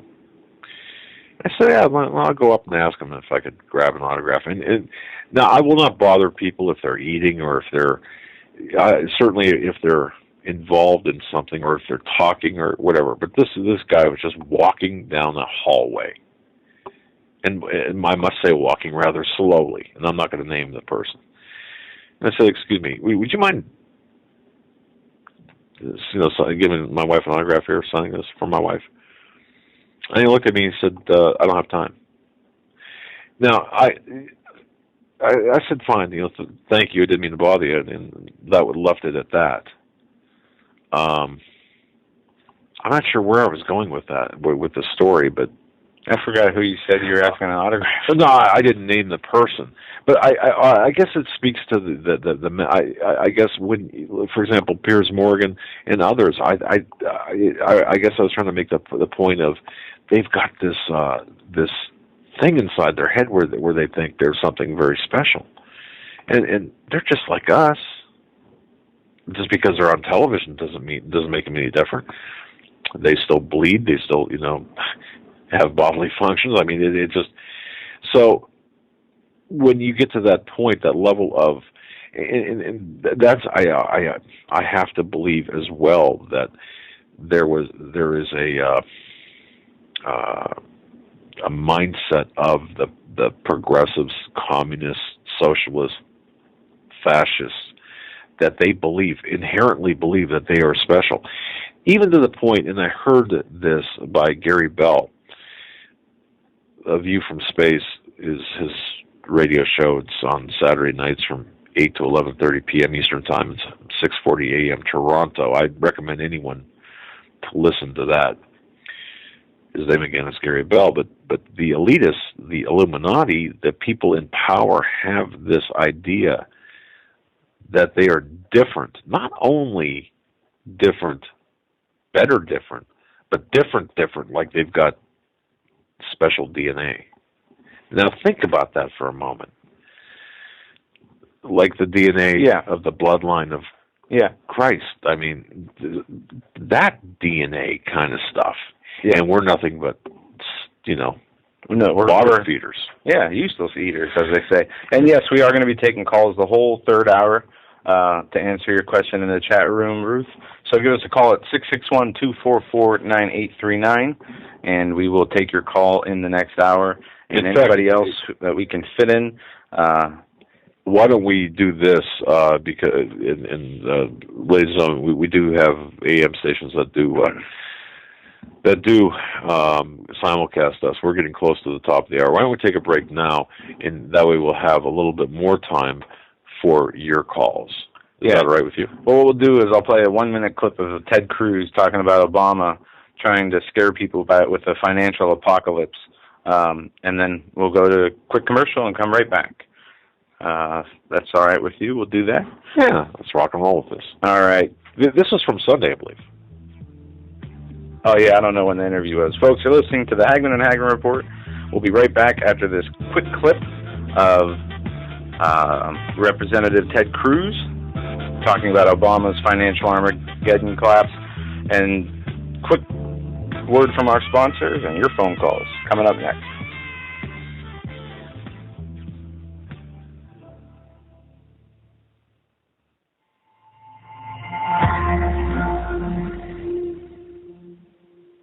Senator, are you willing to risk default on our debt by taking the debt ceiling battle right to the limit? No, and let me be very clear about this. I do not support default on the debt. We should never default on the debt. And the only players in Washington who are threatening default on the debt are President Barack Obama and Harry Reid. This is an issue, and earlier in this show you played the president threatening default. In any given month, federal tax revenues are approximately $200 billion a month. Interest on the debt is $30 to $40 billion a month. There is plenty of revenue to service the debt, and any responsible president would have stood at that podium and said, under any circumstances, whatever happens with the debt ceiling, we will always pay our debt. We will never default on the debt. And the reason the president isn't doing that is he's trying to scare people. He is trying to raise this specter of a financial apocalypse.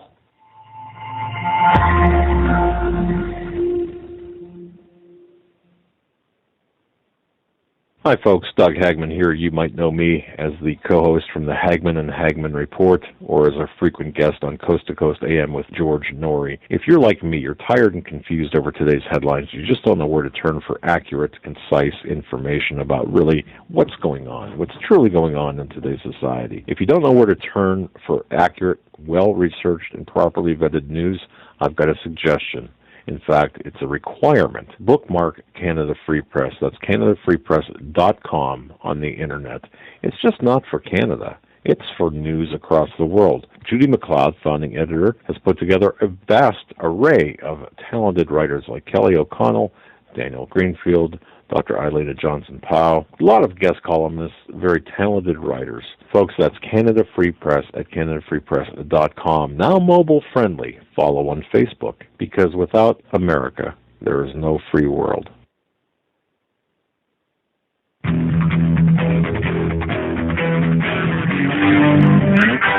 Hagmann. One guy that doesn't need a bullhorn to get your attention. You want answers. I want the truth. You can't handle the truth.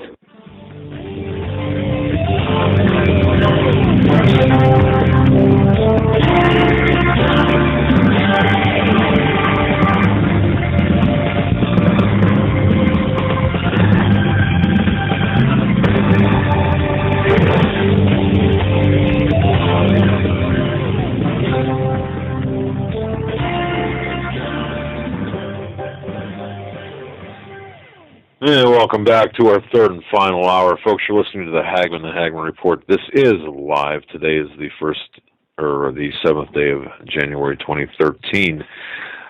You could have saved that instead of the first month, 7th day. I could have saved, yeah.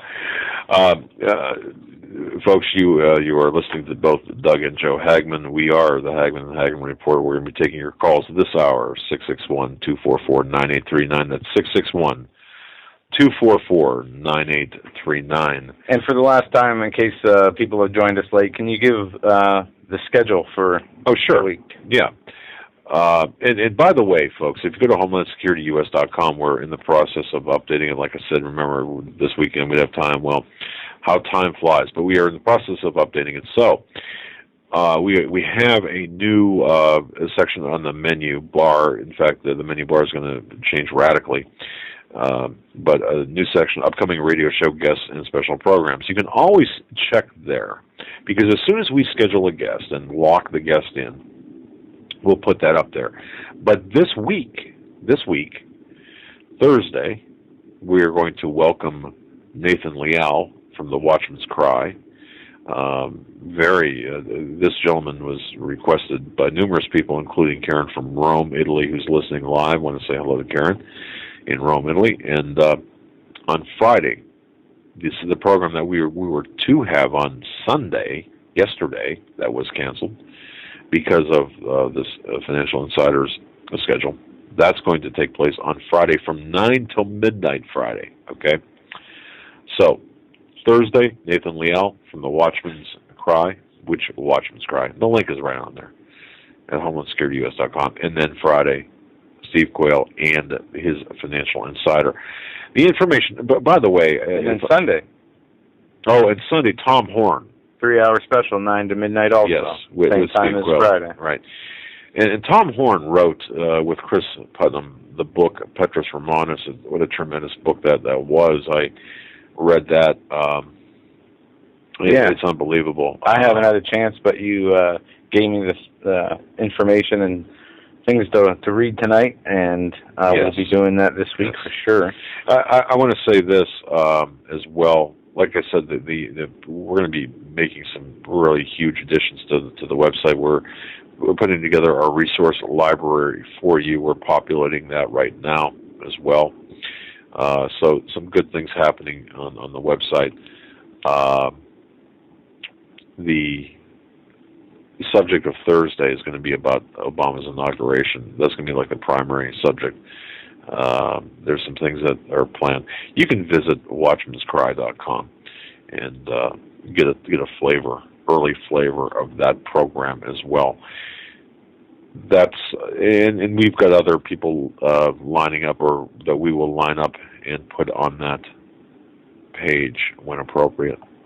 So, with that, we can go to phone calls, and thank you for your patience and for listening to the program, each and every one of you. All right, we're going to go to area code 417. 417, you're live on the Hagmann and Hagmann Report. Hey, Doug. Hey, Joe. How you doing? Good. How are you? I'm doing great. I just want to let you know that here in Missouri, we've been watching and listening to you guys for about 6-7 months, I guess. And just want to say God bless you guys. You do a fantastic show. And, boy, I appreciate what all you guys do. I really do. I thought, caller, perhaps you were going to say that you want us to pay your therapy bills, but because of that. But, no, I do have a question for you. I'd love to on it. As far as the time frame, as far as gun confiscation and all that, what is your gut feeling on that? I know you guys can't give a point of a time and date and all that stuff. I understand that. But what's your time frame? Are you thinking 60, 90 days, or what you thinking? You know, that's a great question. I think that end of March, beginning of April time frame is going to be critical for a number of things, a number of issues, including but not limited to the gun thing. Now, I don't know. I mean, that's my best guess, and that's all it is a guess. Sure. You know, that's but it's a guess based on some information and analysis. Sure. I think it's going to. I really think we need to watch the dollar. I really think we need to watch the dollar, and when the economic collapse hits, I think that's going to play into a lot of what takes place with the gun. So, okay. Well, I appreciate you answering that, and I also wanted to say that you guys keeping the Bible in is very important. That's just my little 2 pennies worth. Absolutely. And $1.50, in my opinion, gets us coffee some places, but that's, to me, is very important to have the Bible in on the radio show. Well, thank you. No, and we would never, ever, ever, ever do a show without doing it through the biblical and scriptural worldview. Absolutely never. No, you can't do it.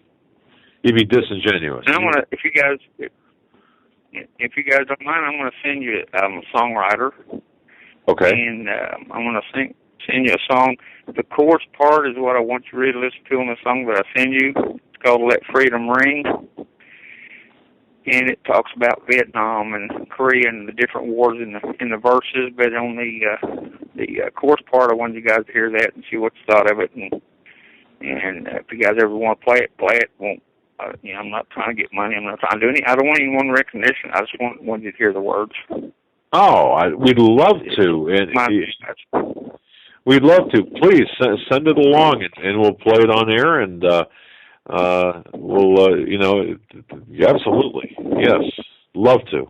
Well, I just want you guys to hear because I think you would identify to the words to that chorus. Okay. All right. So it's a deal. Send it to one of you guys. All right. You, Doug, or Joe, either one of you, and God bless you guys. I know you got other people there, but just wanted to, never had called in before. Well, I'm glad. And I listened to you, and I told her, I said, I'm going to call in and talk to them guys. Well, tell your wife hello for us, and God bless you, and thank you so much for your call. Yeah, and call anytime. All right, our prayers with you guys. God bless you guys. And bless you too. Have a good night.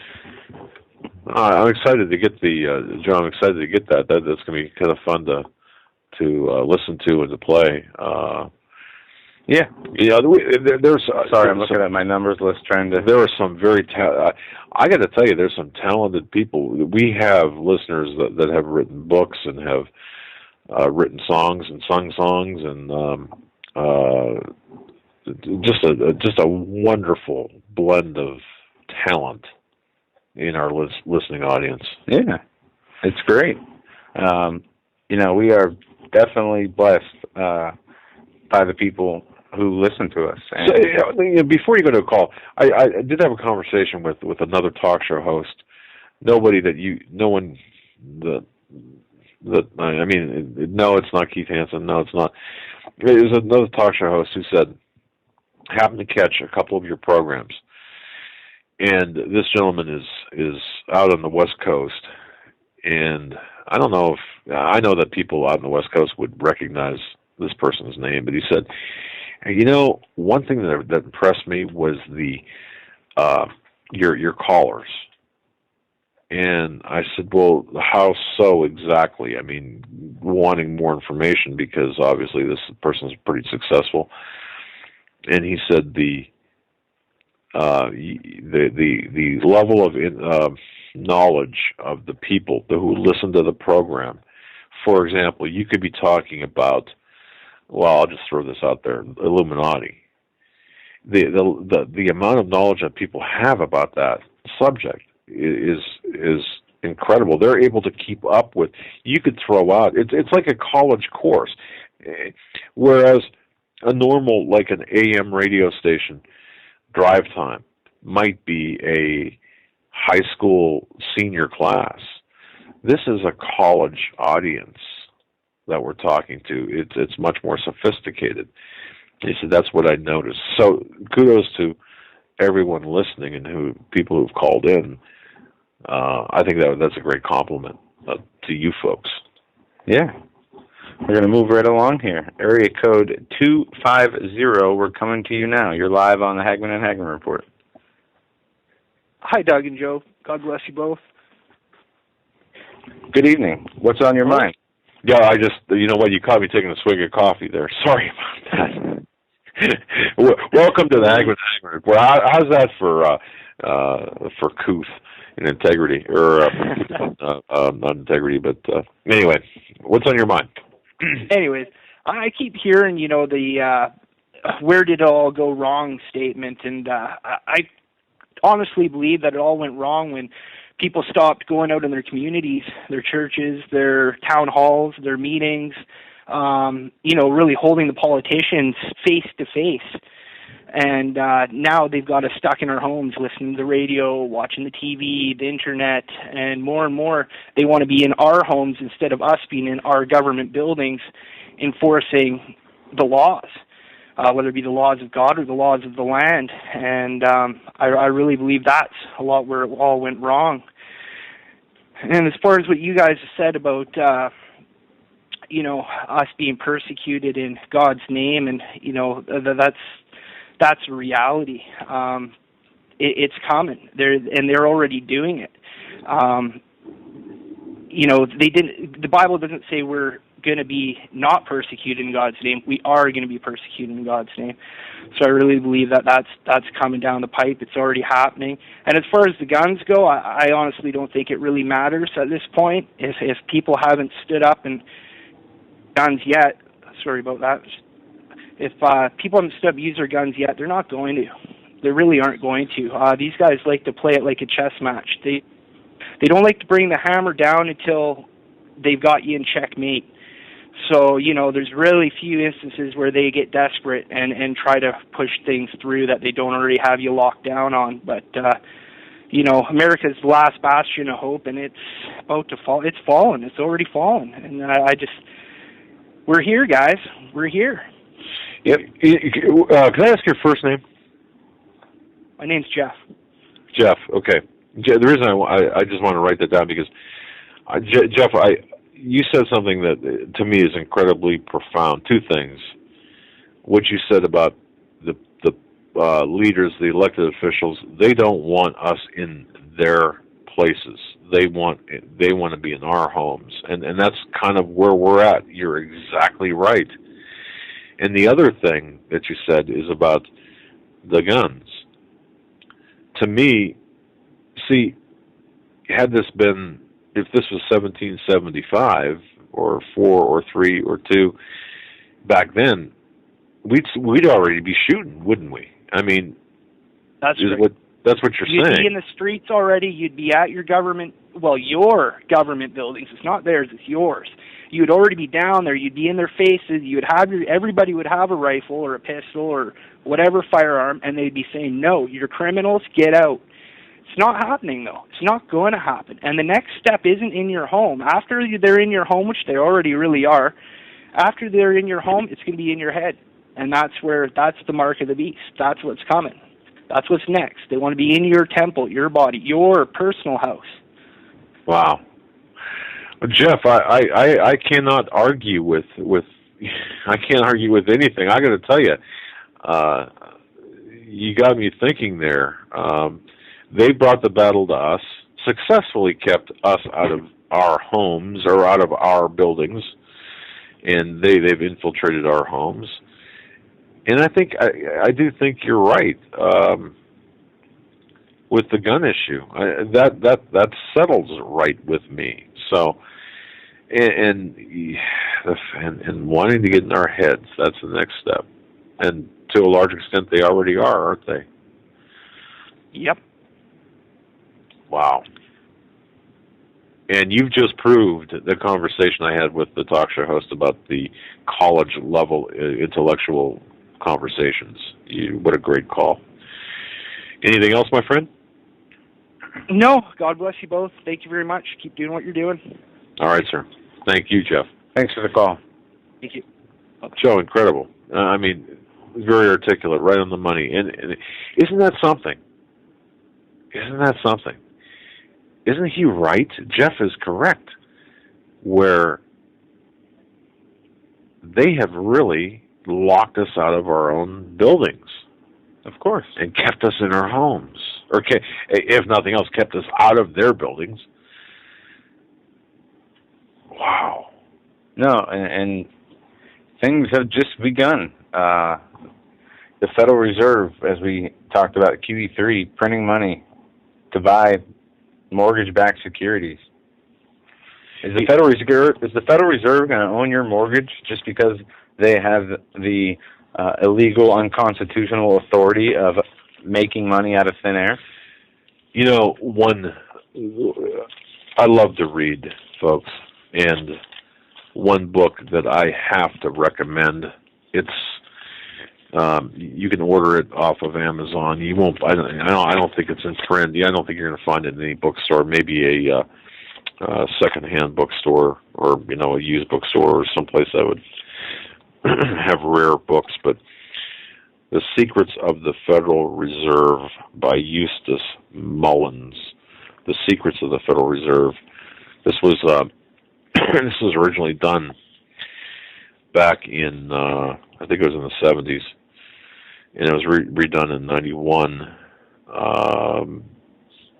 It's just an unbelievable book, and it walks you through the Federal Reserve system from Jekyll Island through the Federal Reserve Act, through the London connection, the Hitler connection, and the World Wars, and right into the congressional expose that took place back, I'm going to say, I think it was in the 60s.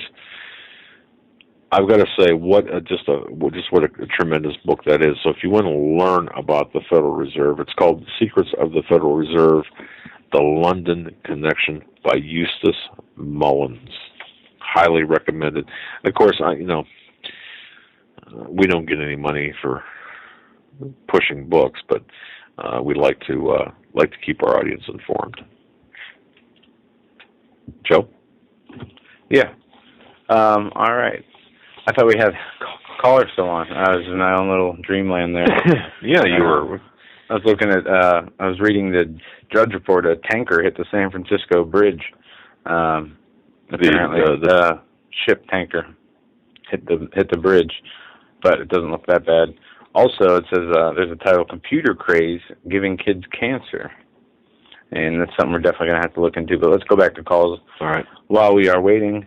I was going to say, what are we waiting for? Pizza to be delivered, or what? All right. We're going to go to Donna next. Thanks for holding and your patience.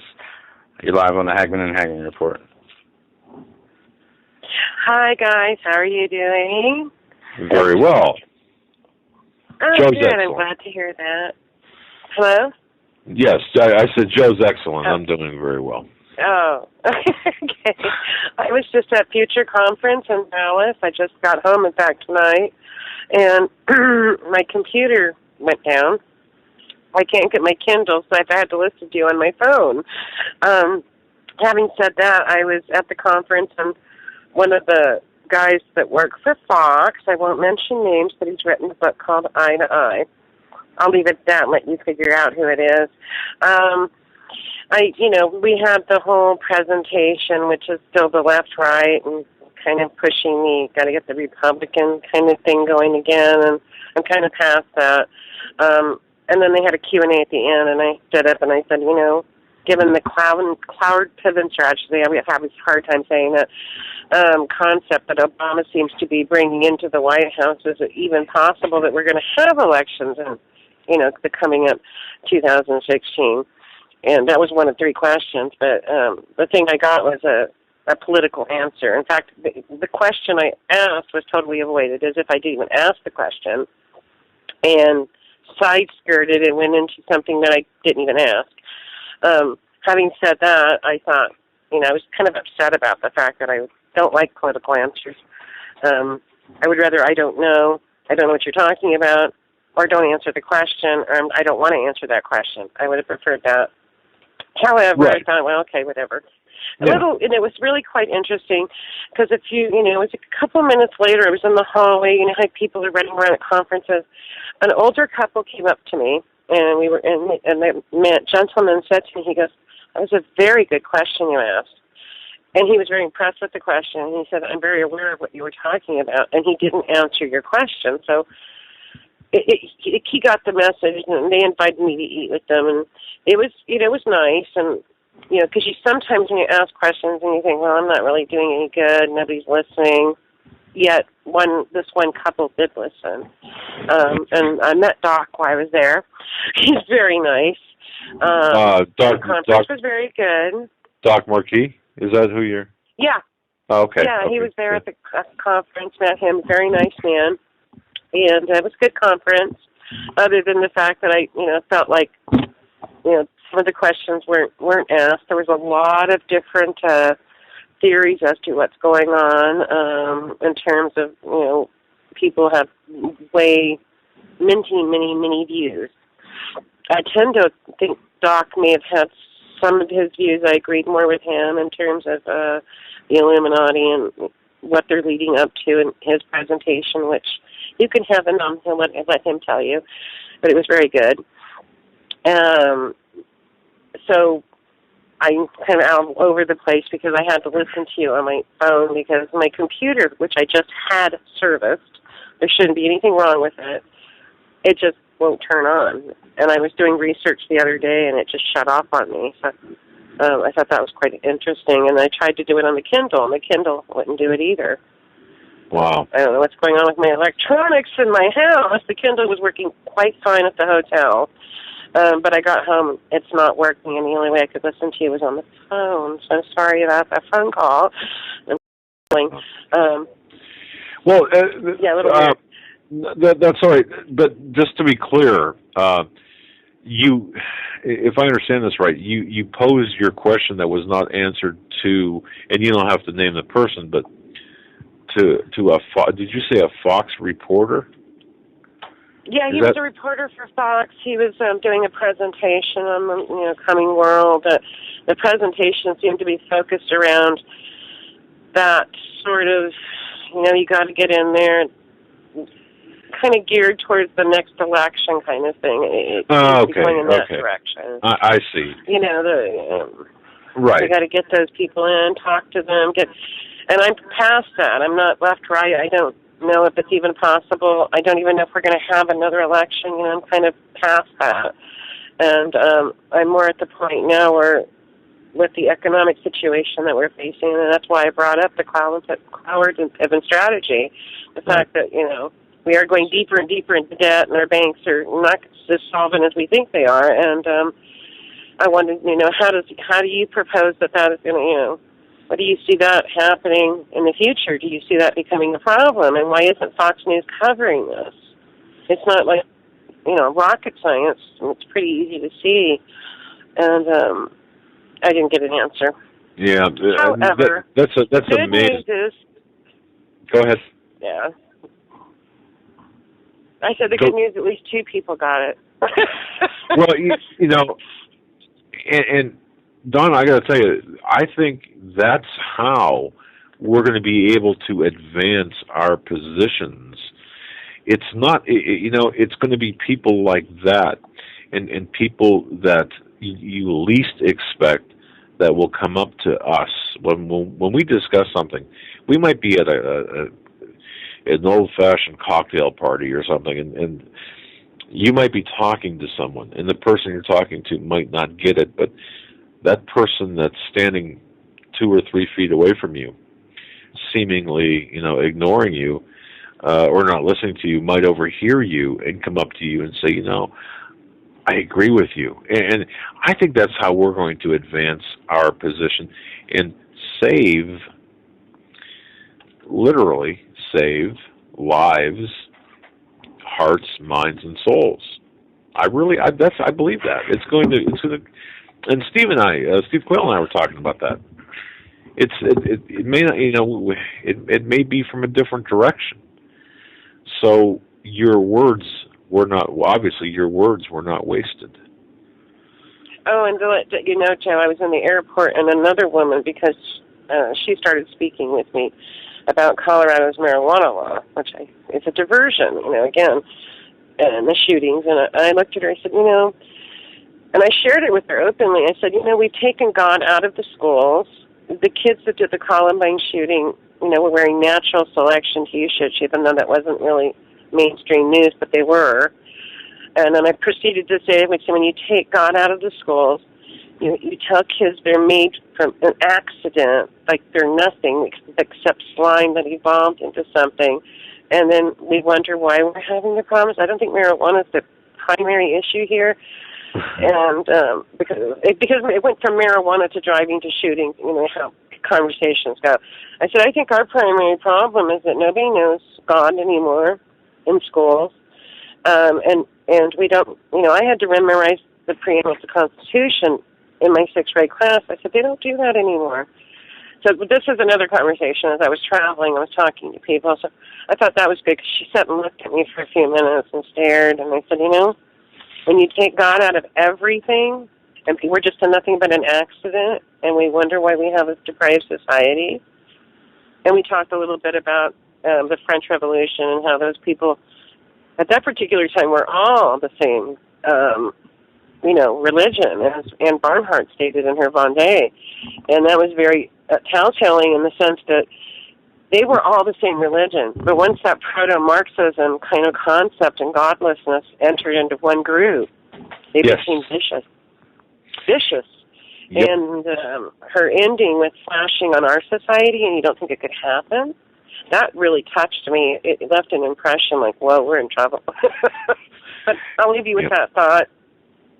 Sorry, I had to do it this way. I couldn't listen to your show any other way.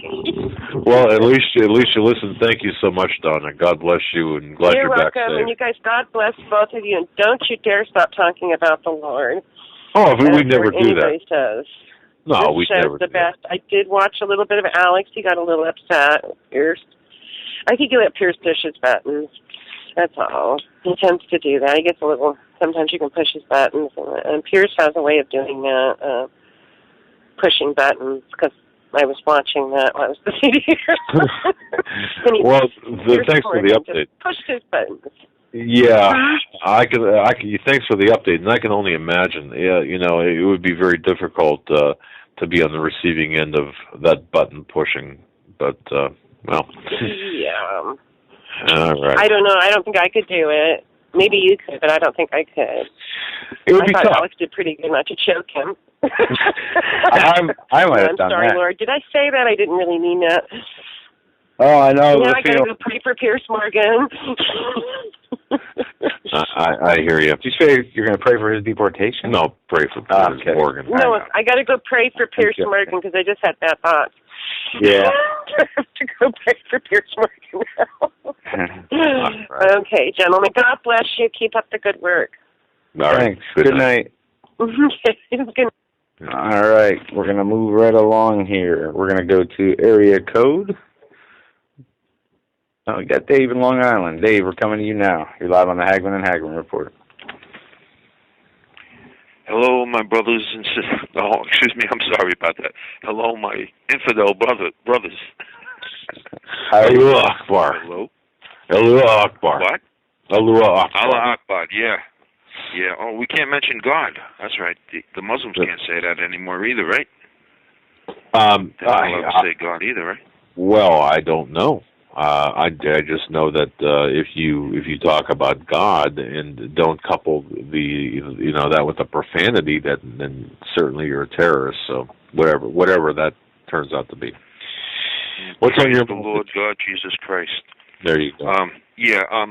I said something in the chat that I just wanted to let everybody know I was all right, because I was going to make a move to Florida, and I spent Christmas by myself. I was invited over, but anyway, New Year's by myself, because I was thinking about going then too. But anyway, little encouragement about my whole thing. Remember when I had said that there was a lot of shaking on my floor, and then all this and that? I called the police twice. Both times they couldn't do anything.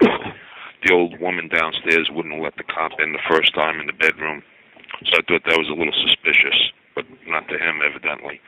But I stayed like this. This went on for 3 or 4 months, and I kind of figured it wasn't a 90-year-old woman doing this. It had to be somebody with strength, so that's why I got a little mad at the guy next door, because she calls him his protector. And he was in my face one time, and I just told him, get out of my face. I was like Alex Jones, and he did get out of my face. He ran over to the sheriff a little later and said that I guess I yelled at him and this and that. A long story. It's like Peyton Place here. But what happened was,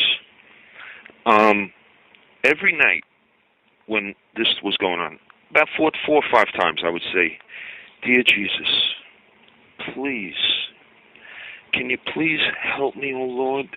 I mean, serious people out there, everybody, I'm not kidding, that this was going on almost every night, sometimes 4 or 5 hours during the night.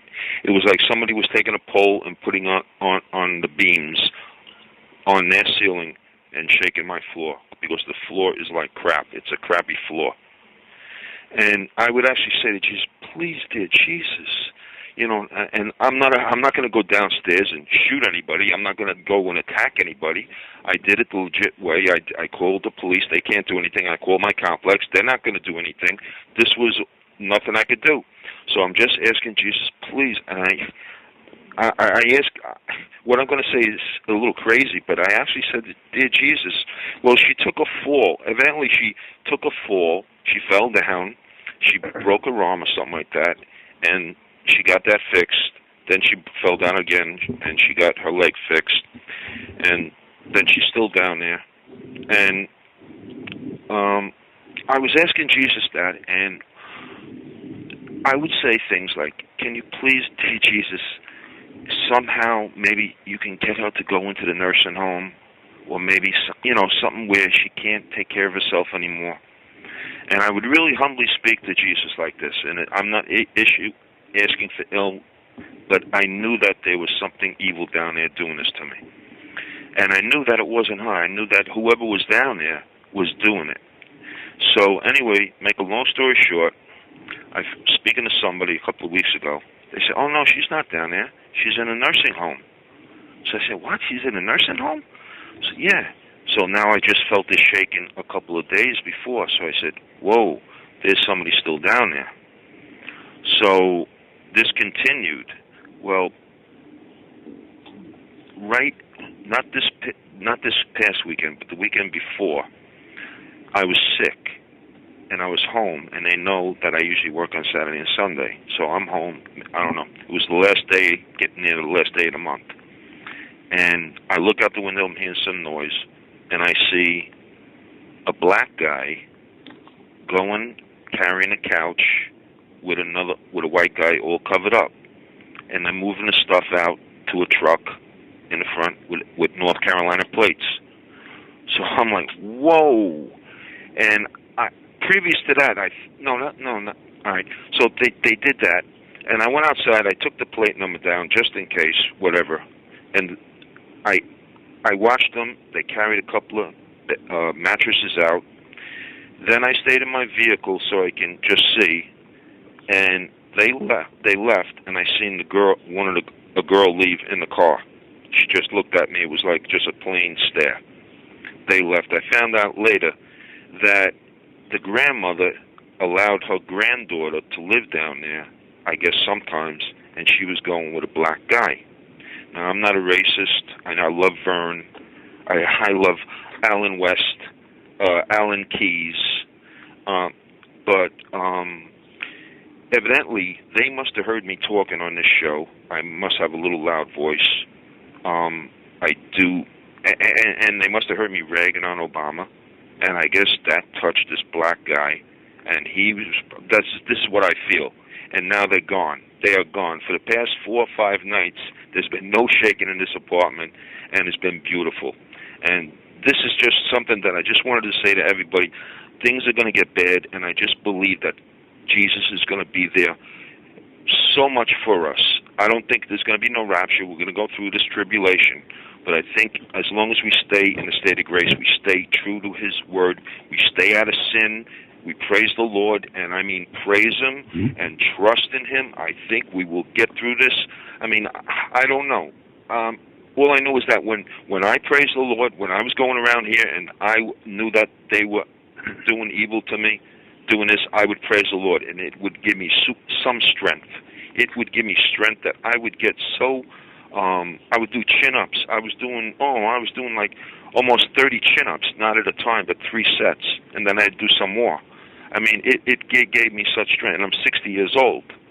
And I just get a lot of power out of praising the Lord, and I think everybody will. And I know that people in the chat room feel that, but I'm just giving this as encouragement to everybody. And the other thing is that in Cayebo, when the Tutsis and the Tutsi, there was a tribal feud, and that was in Cayebo, I think. Doug, you know about that. I think you mentioned about that when they slaughtered each other, or the one slaughtered the other. Right. Well, there was a church going on, a church service, and the pastor or whoever said to the people that you're going to be in heaven today, because they were outside with machetes. And he said, you're going to be in heaven today. Well, they just went and they chopped them all up. They threw bombs inside. Well, there was this girl, Immaculée, and she hid in somebody's bathroom. And this guy was the ones that were doing the killing, but he didn't do anything to her. He actually allowed her to hide in the bathroom. And they were like, Immaculée, where are you? All this and that. And she stayed in that bathroom like 3 or 4 weeks in a small little bathroom asking Jesus for protection, and they never found her. They never found her, and that's how close they were. So I'm just like saying, yeah. And the other thing I'd like to say, in Conyers, Georgia in '94, when I went to see somebody, a visionary, Nancy Foley, she's passed away. This stuck in my mind, and now I'm thinking about it now. But she said she saw a vision. She saw a vision, and she's seen Chinese troops coming upon our shores. So wow. Well, a lot of people have had dreams, visions, whatever you want to call them, about foreign troops on our soil, and it's. Can you imagine civil strife here in this country, a civil war, and how vulnerable we would be, especially with our military spread out everywhere else? It's not too hard to fathom that taking place. So it's very, very possible. It's unbelievable, Doug. It's because this country has accepted homosexuality, abortion, all these very, very evil sins to the Lord, abominations. I mean, You can't get any worse than that. And then that's why God is saying, hey, okay, you want to do evil, you want to do all this, well then I'm gonna let you have an evil president and you want to stand by him, well, then you'll reap what you sow. You know, let him then do what he's got to do, and then you'll see, you know. But real quick, can I say this, Doug? The real reason why Obama gave the bust of Winston Churchill back, I believe, was because Winston Churchill, in the River War, it's called, I found this, 1899, and I'll just read just a few paragraphs, if I may. Could I, Doug? Go ahead. All right. Yep. How dreadful are the curses which Mohammedanism lays on its Voltaires. Besides the fanatical frenzy, which is as dangerous in a man as hydrophobia in a dog, there is the fearful fatalistic apathy. The effects are apparent in many countries, in provident habits, slovenly systems of agriculture, sluggish methods of commerce, and insecurity of property exist wherever the followers of the prophet rule or live. A degraded sensualism deprives this life of its grace and refinement, the next of its dignity and sanctity. The fact that in Mohammedanism law, every woman must belong to some man as his absolute property, either as a child, a wife, or a concubine, must delay the final extinction of slavery until the faith of Islam has ceased to be a great power among men. I mean, this is the real reason why, right? It could very well be, and I do suspect that that's probably closer to the cause than anything I've heard before. Churchill was very vocal about Islam, especially during and right after World War II. So that does make sense. But well, I'm glad the problem has abated for you, Dave, and very, very good. I'm glad for that update. Yeah, so I don't know. I might stay on the island here and just I don't think it really doesn't matter where you're going to be. I think it's just going to be everywhere, and you're not going to escape it. You're not going to run from it. No, you're not going to the run from what's coming. I got to say, Dave, the last couple of times you called, compared to this time, you sound so much more at peace than the last couple of times, and that's great, and I'm happy for you, and I hope you continue like that. Very good, my friend. Thank you, Joe. God bless you, my friend, and have a good night. Folks, I got to tell you something. Dave reminded me of this back in 1987 when I had a lady contact me. She was 70 at that. I think she was like 74, 75 years old, and it was a friend of a friend, and this friend of a friend said, "Please see if you can help this woman." I'm at my wit's end, and this woman. I sat down with her. I asked her. I said, "What's your problem?" You know, being an investigator. I said, "What's your problem?" She said, "Somebody is rearranging the stuff in my refrigerator, and messing up my bed after I make my bed." I remember you telling me about this. And I thought, oh, this poor woman. You know, she's like really. And she lived alone. She was divorced, and her son and daughter wanted nothing to do with her. They thought she was crazy, and she really had few friends. And after talking with her, I said, "Isn't there someone you could talk to?" And I'm thinking, well, maybe she needs some mental guidance, mental assistance. And I don't know. Finally, I ended up putting a motion activated hidden camera in her apartment. And I said, next time that something you notice has happened, you give me a call. Well, I think it was like 2 or 3 weeks that went by, and I had kind of forgotten about it and thinking, this woman was just a little bit off, and lonely and misguided. And she called me, and she said, "Well, it happened twice." So I said, "Okay, I'll be down," and I took a look at the video. And wouldn't you know it, honest to goodness, her ex-husband he must have been like 80 years old, had copied the key to her home or apartment. It was like a duplex, and was trying to make her think that she was crazy. Actually, so he'd go in, and I had video of him. What a sick person. Seriously, I had, like, she would have, I remember this, she would have like she'd just gone to the store to buy like a gallon of milk or juice or whatever, and he would dump half of it down the drain and then mess up the stuff on the couch, move a lamp like a foot, okay, a floor lamp like a foot. Do little things to make her believe that she was going nuts. Mm-hmm. And I had asked her who else had the keys to the apartment. Well, she said no one. And of course I'm thinking, okay, this poor lady. Well, she did not realize that her ex-husband had actually copied the key of her, had a duplicate key. And for whatever his motives were, he was trying to drive her insane, and almost succeeded, and almost made me believe that she was just lonely and in need of help. But folks, things are not always as they appear. No, that's right. And I remember you telling me that story before.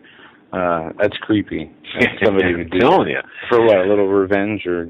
And at that age, you'd think it's so. How devious. Yeah. And what do you gain from that? It's yeah, exactly. And I mean, it's not like she had any money, and it's not like much money, and it's just weird. The whole thing was weird. It's creepy. Creepy's a good word. All right, we're going to go to area code 912. You're up next on the Hagmann and Hagmann Report. Hey, Doug and Joe. This is how's it going? Yes. What's up? I'm doing all right. I just wanted to say that I really wanted to give y'all props as far as y'all radio show. I'm from a different background probably, but listening to all this stuff and everything that y'all been talking about has really blessed me. I really want to give a shout out to Doug. He's closer to my age. I'm 27. I started learning about the Illuminati, Satanism and hip-hop and modern music and, finding out about the symbols and the signs and all these other things. And it's been a great journey. I've been on this journey for maybe about 3 years, just learning everything that I can learn. I had to pretty much use my mind as like a erase board and erase what has been taught to me and learn from the guys, asking him to, show me the way through the Holy Spirit and lead me to, the truth and be able to show the truth from, BS and other things that might be. But I actually wanted to make a comment on what I believe, I forgot who was talking about it, but we were talking about if someone came, if the military came to your house and, it was just you, why would you fight or, shoot guns or do anything like that? And I wanted to actually point to the scriptures when Jesus came on Pentecost and he said that, you would do greater things that I've done as well as the things that I've done. Now, we know the things that he's done as far as, laying hands, raising the dead and, casting out demons and all those other things. But those greater things, I believe those greater things are going to be unlocked in this particular time.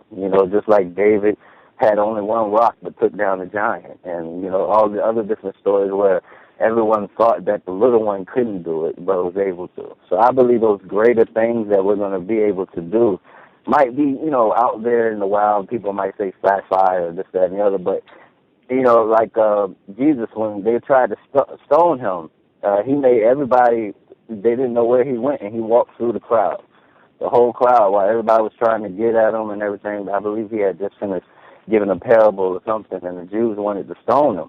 But in the midst of them trying to stone him, he shrouded their eyes, and he couldn't even, no one knew where he was at, and he walked right through.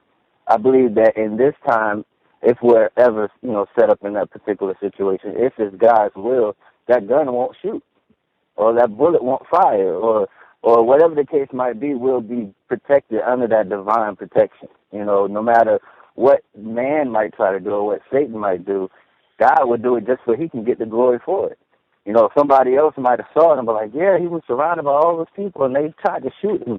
No bullet would come out or no gun would happen. And that will be a catalyst to be able to bring someone else to Christ because of them seeing the miracles. You know, throughout the Bible, over and over again, we see that it was the miracles that actually brought more people to him.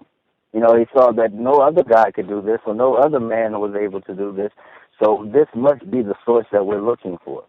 So I believe in the end times, when they try to persecute all the Christians, a lot of the times I believe it's going to be some type of miracle, some type of blessing that's going to show the world who God really is and who his children are. So no matter what situation we're in, whether it's guns, whether it's vaccines, whatever it is, he can't hurt us because of who we believe in. So like y'all always say, you know, it's not about fear, it's about information, and we need to know this information. But at the same time, I believe that everyone should know that we are covered and we have been sealed. And see, because of that, we have the power and the authority over all things that are on this earth through Jesus Christ. So we have no reason to be, you know, scared or timid of anything because we have that authority.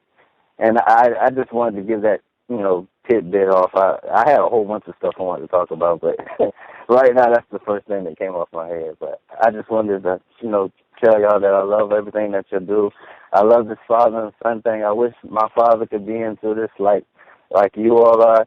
And I like the dynamic, you know, the older generation bridging with the younger generation. So now you can not only get the older people or the people that might have more of an intellectual thought process, but you can also get the younger ones that have more, I would say, faith prospect as far as, you know, how in the Bible it says, you know, you have to have a mind of a child in order to believe things of the kingdom of heaven. It takes being able to believe and having faith as well as the intellect and the information together to actually truly get the kingdom of God and what he's trying to bring forth through his prophets, through his servants, and through everything else that happens. Because it says, you know, that God will not do anything. It says, surely God will not do anything without first telling his prophets, the servants.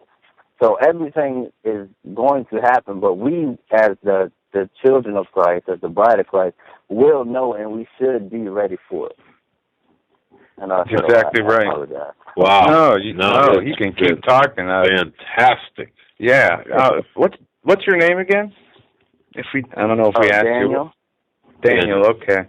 No, what a great call. You are so right on the money. Yeah, I like it when you said about Jesus walking through the crowd and that, you know, and no one recognized him or saw him or whatever you want to call that, and that divine protection you talk about. Yes. That is what people need to rely on. Instead of grabbing guns or running for whatever, they just know in your heart that you'll be okay as long as you're doing what you're supposed to do. That level of faith has got to be so strong. You know, you really... And see, faith is the substance of things hoped for and the evidence of things not seen. So without hope, you can't even have faith. So it's the hope of not seeing anything and knowing that you will be protected. It is what your protection is. But without the faith, you can't be protection. It's a part of his law. You know, with the faith comes the blessings. Every time Jesus healed anyone, he told them, I healed you because of your faith. It's not me that did this. This is you believing in the Father that I was able to be used as a vessel to do this. Right. I just believe we all just need to be on that same. Fantastic, my friend. Daniel, what a great call too. And I hope the Illuminati studies. That's really you go down some rabbit trails, don't you? On that, I mean, holy cow! Oh yeah, I've been from one to another. I started with the Illuminati, then I found out about the 9/11 was the inside job, and then going in from that part to finding out about the 13 colonies and 13 this, and then, you know, the layout of Washington, D.C., and all the symbolism within that. You know, everything was brought together under this dark energy, you know, and we're the light of the world through all this darkness. And it's through the light that they see us that they want to ask that question, where did they get that from? And that's when we get the chance to witness to them and bring them closer to the kingdom of God. Exactly. So I believe, you know, all this doom and gloom that, you know, And I try not to show it as doom and gloom because I witnessed a lot of people, but it's like, yeah, I show you the doom and gloom, but the end product is that you're saved. You don't have to worry about, yes, we go through our tribulations. You know what I'm saying? You have to go through your test to tell your testimony. You know, so we all have to be tested, but during that test, we're actually building up our character to help someone else that might be in the same situation we used to be in. So now we're actually building up the bride of Christ to be ready to take on all of these things that are coming at us and everywhere, from the water to the sky to the rain to the food that we eat. Everything that they're trying to force us is all genetically modified, messed up, and everything else. But like God says, you pray over your food, you pray over your things, and it will be clean through Jesus Christ. You know, Paul said, a Christian to get bit by a snake and not die, or drink poison and not die. Not saying you should go out there and test the spirit, but at the same time, it's saying that no matter what they try to force to you, because you're under the edge of protection, they have no authority over you. You know, we're covered in that blood. They can come through the blood, but they can never go through the blood. So as long as we keep ourselves covered, we keep our mind on heavenly things, as well as keeping our mind on earthly things, as far as to know where we're at and where we need to prepare. But our eyes need to stay on God, because God will tell us, don't go home because this is going to happen. You might not even know why you don't go home, but 5 hours later you find out, there was a big shootout and people died or this, that, and the other. We don't know the end product. All we got to do is have that faith to believe that no matter what, we will be what we said we will be. It's already been written. All we got to do is just follow the trail until it's time for us to go. Amen. I couldn't have said that any better. Daniel, thank you very much for your call, man. Yeah, what a fantastic call. Please call back again. Thanks for listening. I'd love to talk to you more about your journey and how you learned, with the music, because I was the same way back then, and yeah, I really connect with you, Doug, a lot on a lot of things. That's true. We have the same ideology and the same. Daniel, I'm Doug. I'm the old man. Okay, so Joe's the guy. Okay. I'm sorry. I apologize. Joe. Yeah. Well, we actually have a lot of the same thought process. I think it was last week or something. Yeah, it said, who cares? The White House is dead. And I started laughing because I was like, you're so right, because when we start looking at all the stuff that's being done, it's like the political side is really not for us to change, because it's already been written for it to come that way. All we got to do is prepare and get ourselves ready for where we got to go and what we have to do.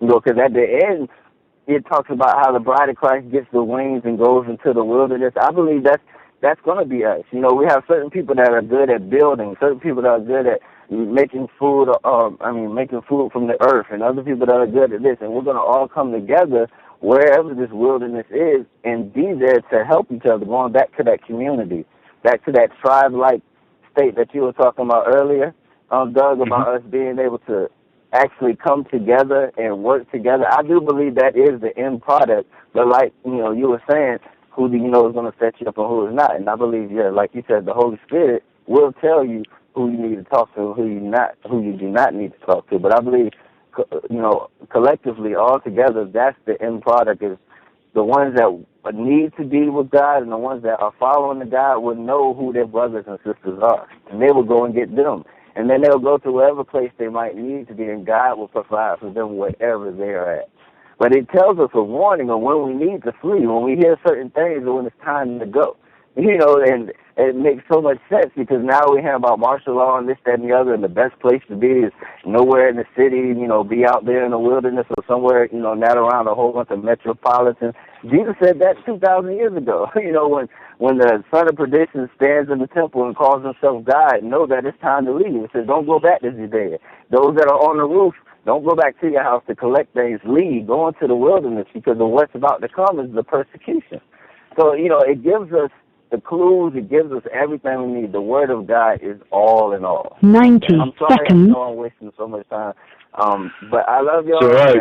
God bless y'all. And I'll call back soon. I'm listening to y'all every day now. I've been listening to y'all for about a good 2 months, but I plan on keep listening. Y'all, they're a very good blessing for me, especially at work here in the Matrix. It's good to be able to plug in my earphones and still be able to hear the Word of God and hear the news at the same time. So I just want to bless y'all and tell y'all I hope y'all have many more, and I will be here praying for y'all as always. Well, thank you for your call, Daniel. That was very uplifting and a perfect end to the show. Yeah. God bless you and continue in your passion. Already to the end of the program, and I want to thank everyone for listening, for your patience, for your understanding, for your belief in us. See, the belief in the trust. We never want to squander that trust, never want to squander that belief that you have in us, never want to let you down, ever. No. That's our promise to you. You guys have an excellent night. We will see you tomorrow. I don't think we have any guests planned for tomorrow. Not yet. No. We might, but might not. But we will be here, and we hope to see you here as well. God bless each and every one of you, and have a safe night. And God willing, we'll see you all tomorrow. Good night.